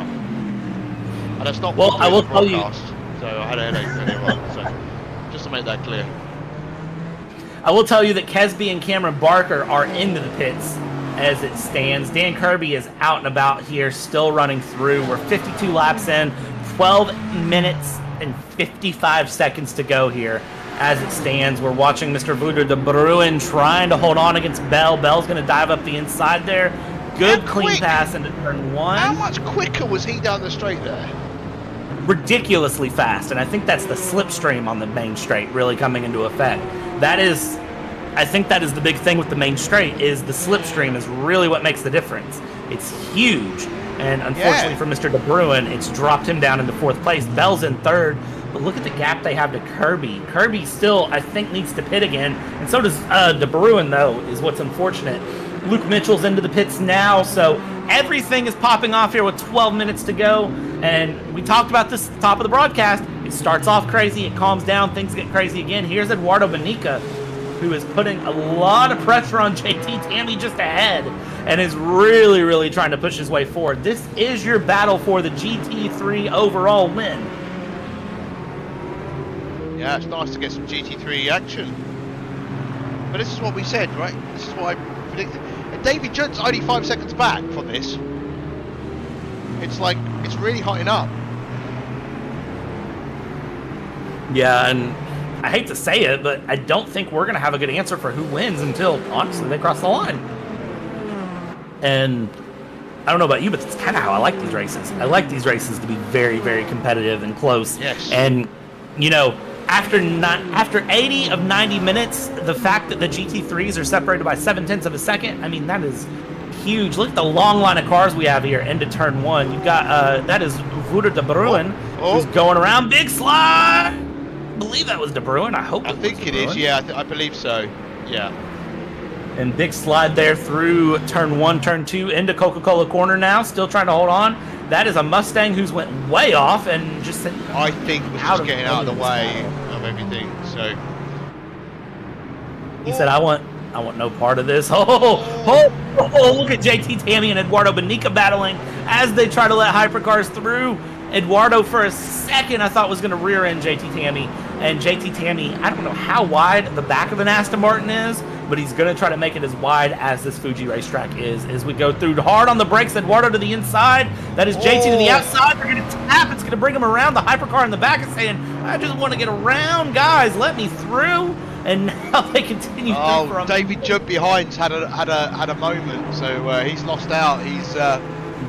He's unfortunately now, he was 5 seconds behind, so that's he might still be within a chance to sniff and grab a P2, but he's only got 10 minutes to really to close that down. So yeah, Hypercar's doing a good job here. I mean, I know we've been a little bit overcritical of some of them, you know, making rash moves, but there was some patience shown by a Hypercar there.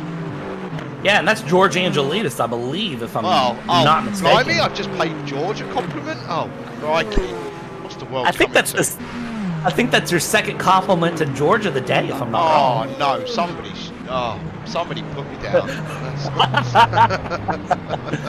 For the record, we love George. Yeah, we love George. I'll leave it at that. We go through, we continue on. Vuder de Bruin is into the pits here in the Hypercars, so it looks like at this moment we'll see what happens and where it lands, but it does look like George might possibly have himself on a very solid P2 in Hypercar AMs with the alternate strategy. So big shout out to him. Eduardo Bonica and JT Tammy, they are not done fighting this on. This battle is going to go for probably another 9 minutes, if I had to guess, as they continue along here. Side by side they go. Where they stop, nobody knows. And they come down the hill, up the hill, around the hill, through Dunlop. Yet again, hard on the brakes. And you see every time Eduardo has a little bit of a run, but he is compromising a little bit so he can follow through. I think he wants the pass into turn one, if he can nail it through turn one. That's the big thing. He's right on the back of JT Tammy, though. But he's either... there's a little bit of a tap. So JT pitted not long ago, right? And Eduardo pitted 13 laps ago. Yep, that is correct. So and they both should make it to the end. You would expect JT to be in a much better position with the fresher grip, but you know, it's clear that Eduardo's got some pace right now, and he's really going on the attack. And as you say, we're going to try and see a move here into T1. Yeah, I think we watched Eduardo early trying to conserve. He's up the inside here, turn one, hard on the brakes. JT Tammy to the outside. And again, that inside line seems to play well into turn one. JT Tammy has to give it up. And with 7 minutes, 50 seconds to go, new leader in GT3's Eduardo Bonica. And now the question is for Eduardo, can he hold off JT Tammy for 7 minutes? 7.5 minutes. Can he do it? He's going to try. I think he might. I think he's got the pace at the moment. David Judd, interestingly, has just got into the pits. So Johnny Gutierrez now is up into P3 in class. Interesting. I wasn't expecting that. David Judd is in P4. Must have had a splash and dash. Maybe he just miscalculated his fuel or something. Possibly, yeah. I'm not sure.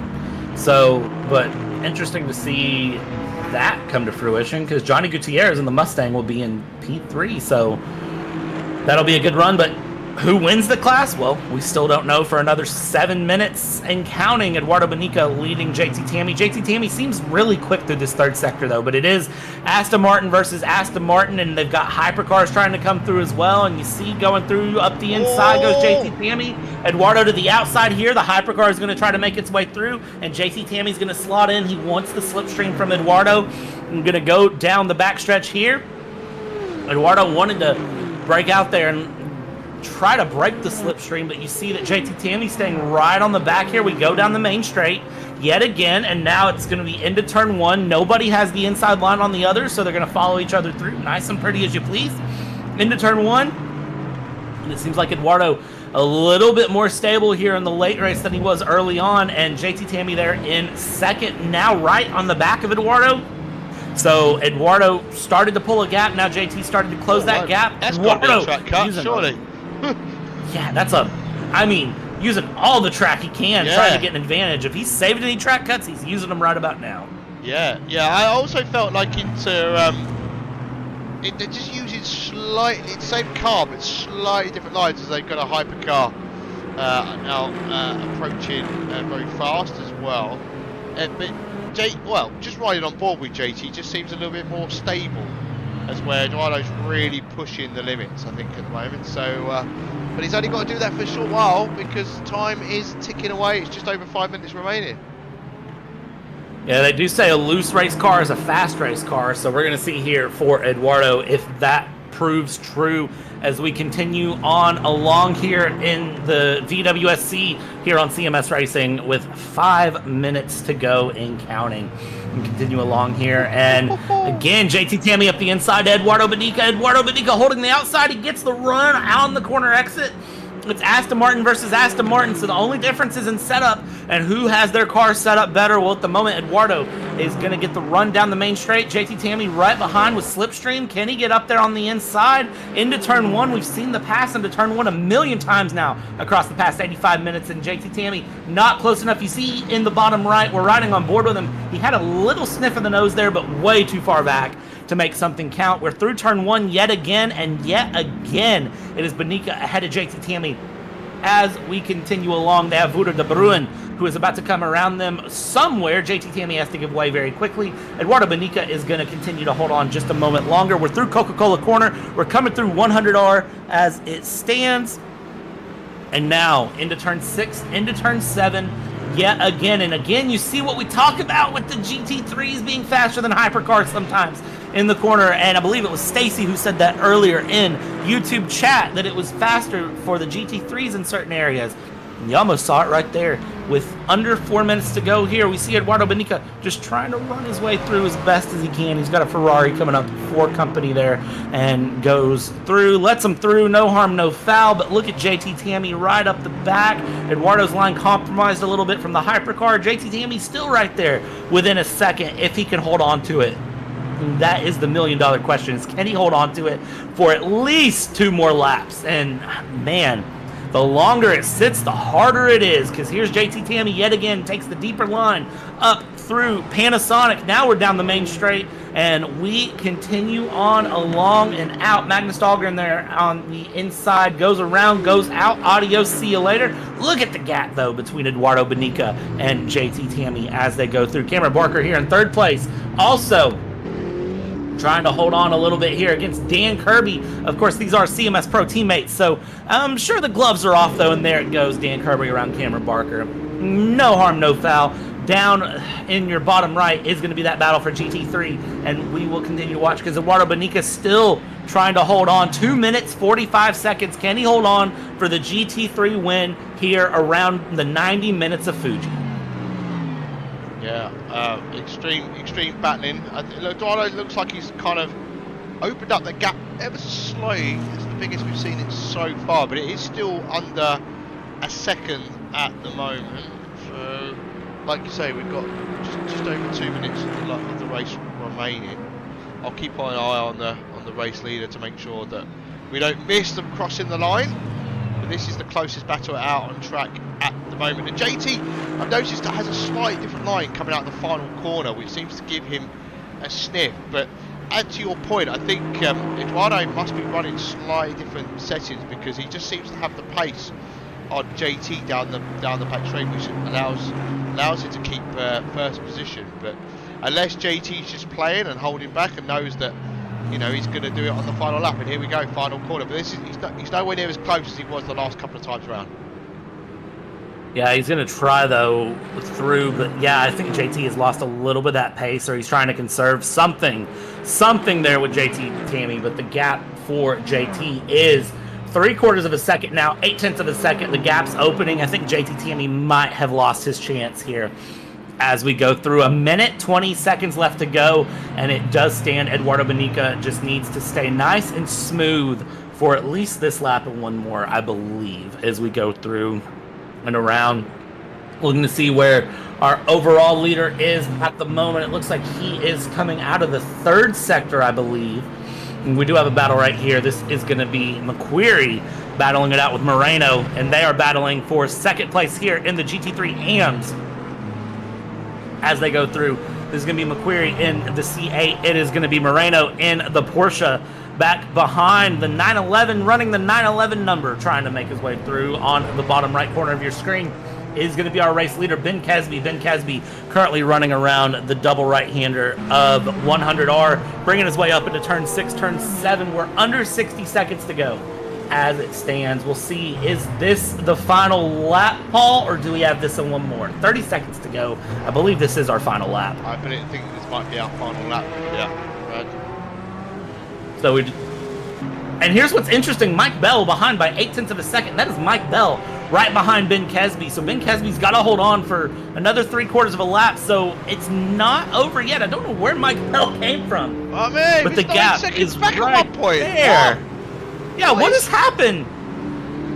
Time is called. Half a second the gap through a few more corners.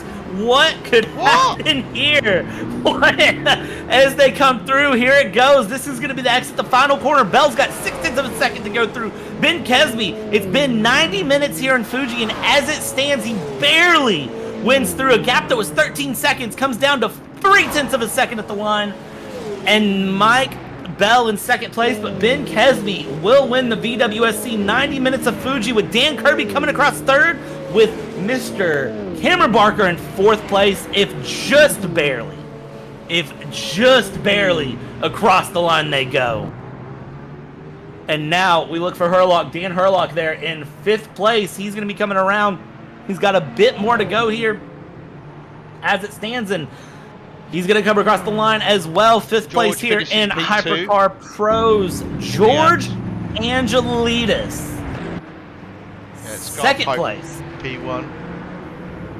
And Scarpope will bring it across the line here, as you say, Paul. Very good run from him. Eduardo Benica has managed to pull out 2 seconds on JT Tammy, though, so that battle in the GT3 Pros does go to Eduardo Benica there against JT Tammy. He's able to find just enough there in the end, and that is the number 82 Hypercar that's just running with him, and that number 82 Hypercar is going to be our friend. I don't remember who the number 82 is now because I'm trying to remember, and I don't remember. Oh, it's Timon Subic. I recognize the livery.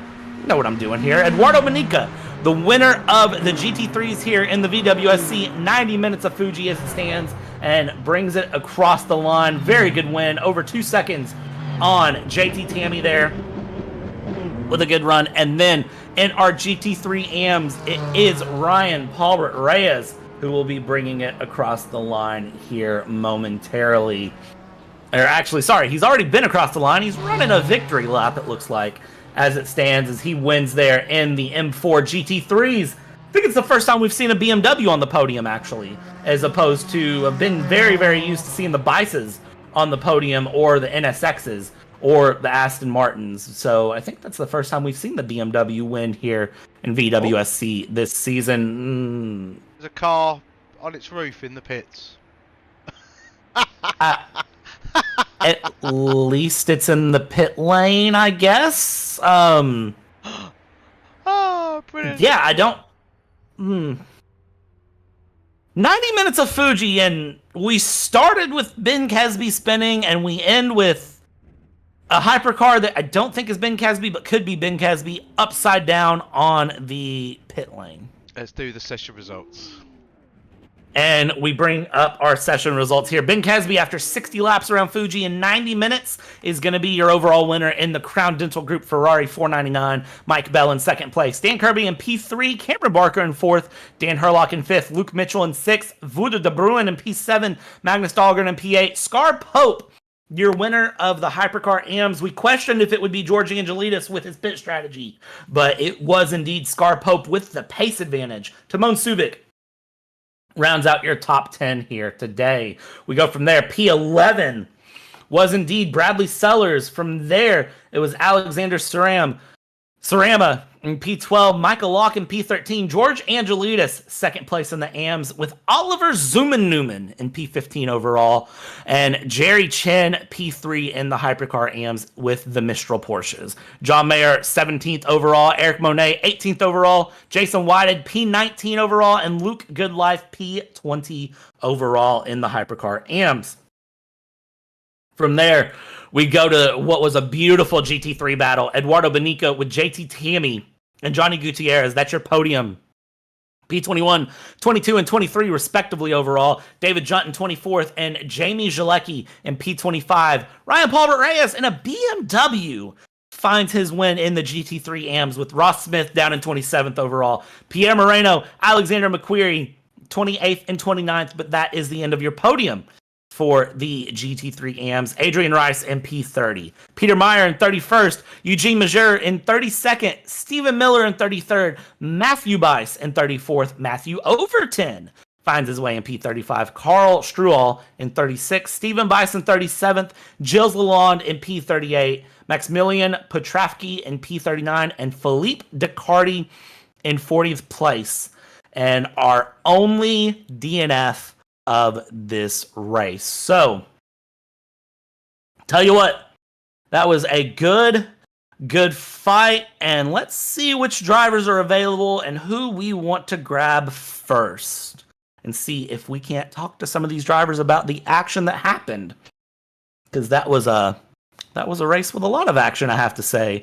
Very lots of action here. And let's see here. Paul, you got a preference on who we start with, my friend? Let's start with Scar Pope.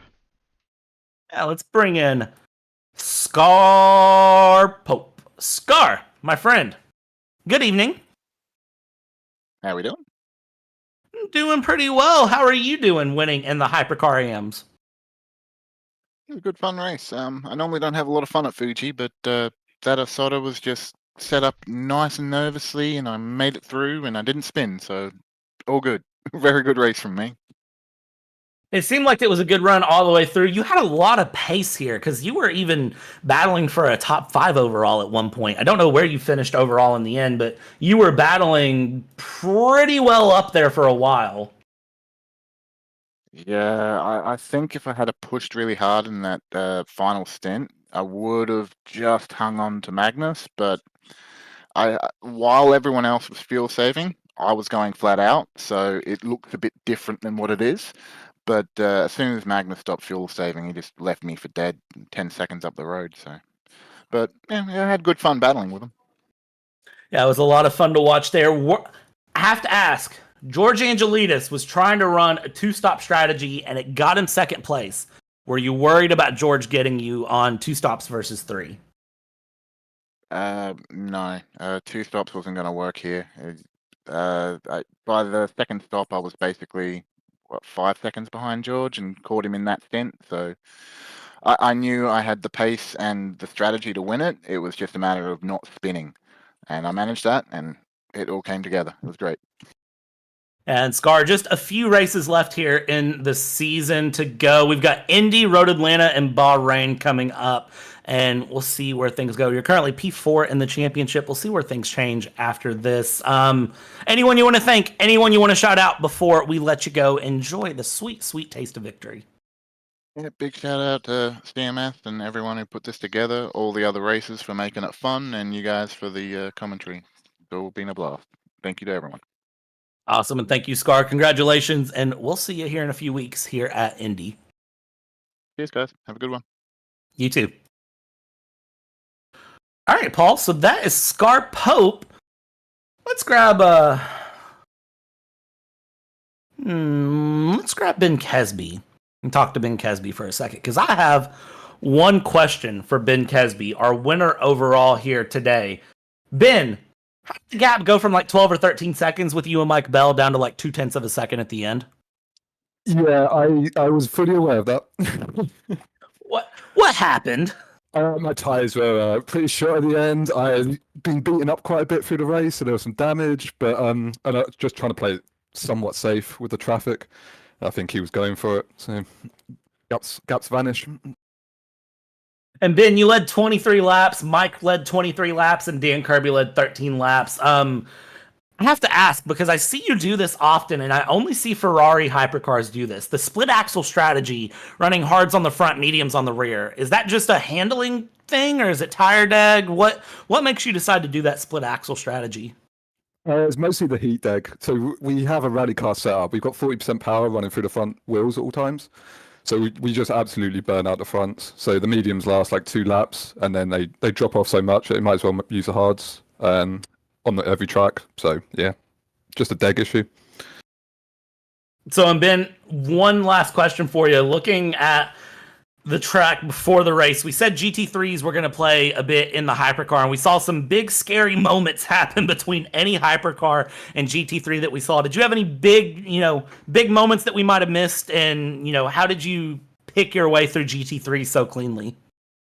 I don't know how clean it was, to be honest. I was all right. Near the end, there was a little bit of issue with other hypercars.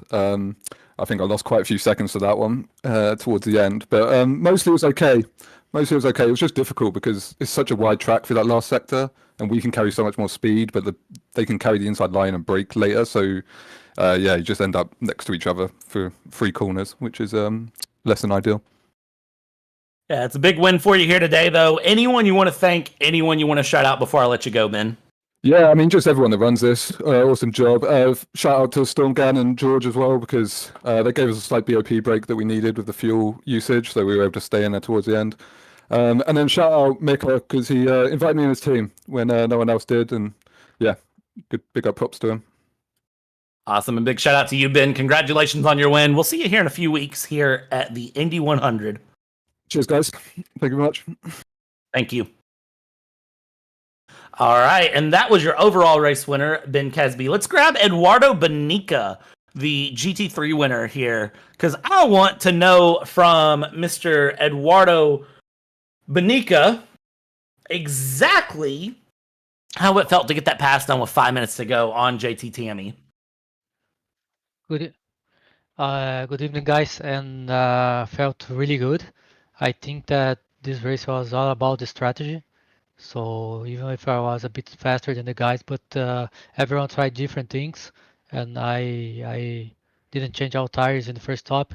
Probably JT did something similar, and that was hard. I think the fair and hard, and it was a good race. It was very nice to have this kind of battles.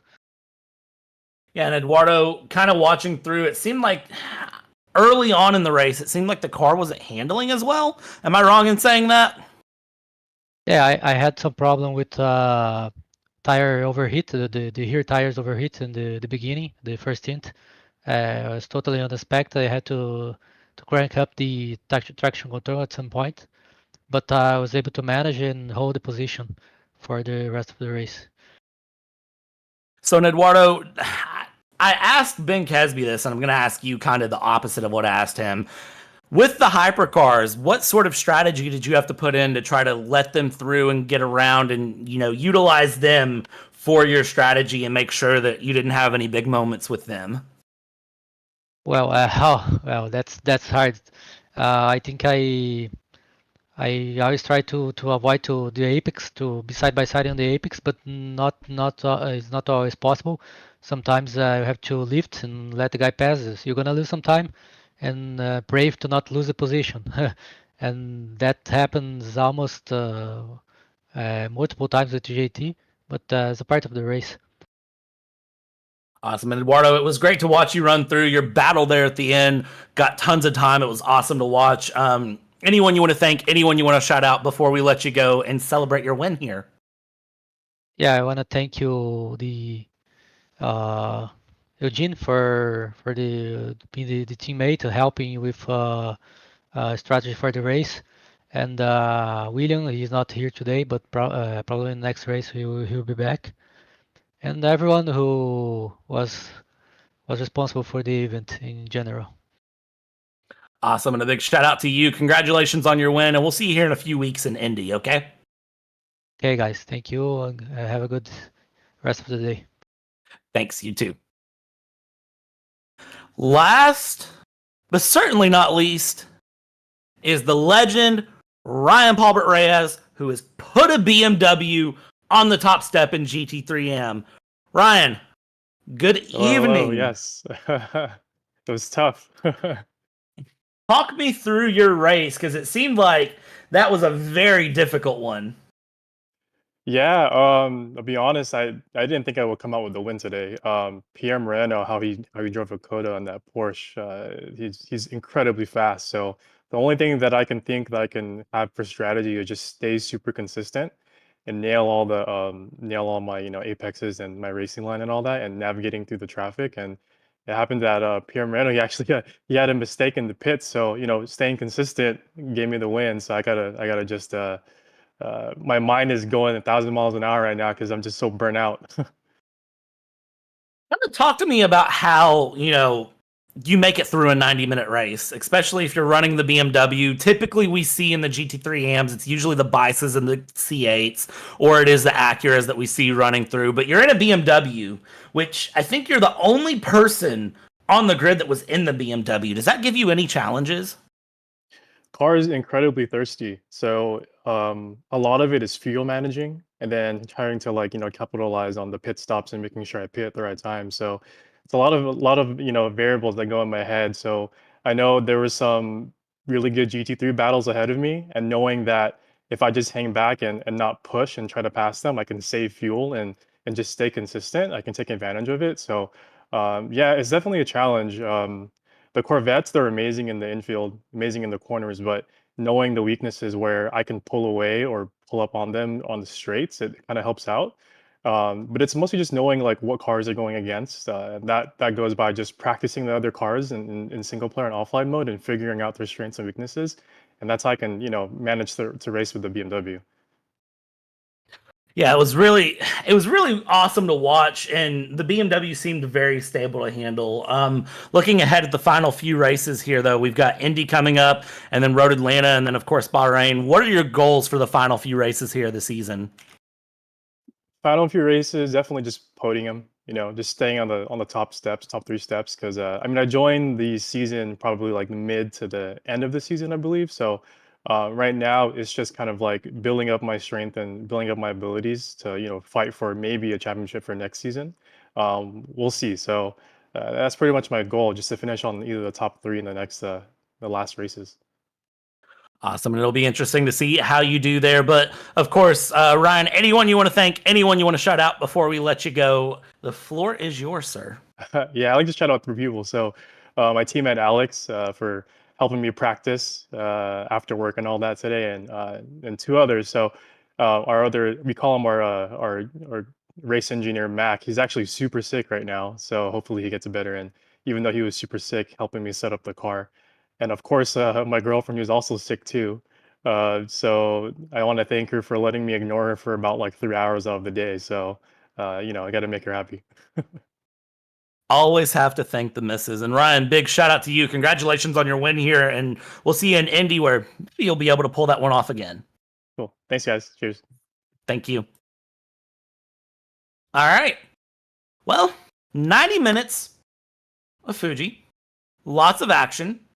Didn't feel like there was a slow moment in the race, and felt like lots of good runs all the way around. And Paul, I will say, Mr. Glover, it's been great to have you outside of the production booth doing commentary alongside me. It's been great to hear your input. It's not something we get very often. You should do that more often. Thank you. I do commentary from time to time. That's how I started out in broadcasting, doing sim racing. I started out doing commentary, but yeah, when R Factor 2 comes into play, you don't really want to be doing both. You want to try and sort of highlight the action in the right way rather than trying to talk about the action at the same time, because unfortunately it means you're going to miss things. So, but yeah, a great race today. Started a little bit rocky, I thought, with some of the off tracks and things, but it did settle down, and we saw as we saw in the GT3s, some great battle for P1 there between Eduardo and JT Tammy. Yeah, well done to all the other drivers out there today. A really good showing, and it just showed how tricky Fuji really is. You know, and well done to George for making his strategy work and getting a P2. Unfortunately, Scarpipe had a little bit too much for him today. Yeah, it was a good battle all the way through. And if you're interested, again, 3 more rounds left of this modern season that goes through. If you're interested in joining, be sure to check out the description of the video and go to cmsracing.com. Be sure to like, subscribe, ring the bells here on YouTube, both Champion Sim Racing's channel and the JP Broadcasting Network. It lets us keep doing what we do, and it's completely free for you to do those things. So we continue to bring it along to you. Check out everything in the description, every link, and be sure to support Storm Gang Simulation, the amazing work they're doing, both in the historic, which Ross still hasn't told me the year, but he's told me the year, VWSC and the modern VWSCs. But that is going to be where we round out this broadcast here today. So on behalf of Paul Glover, on behalf of every one of the drivers, my name is Bradley Dalton. We've taken you start to finish here at Fuji. Be sure to join us here at the next time, where we'll take you start to finish yet again. Good night.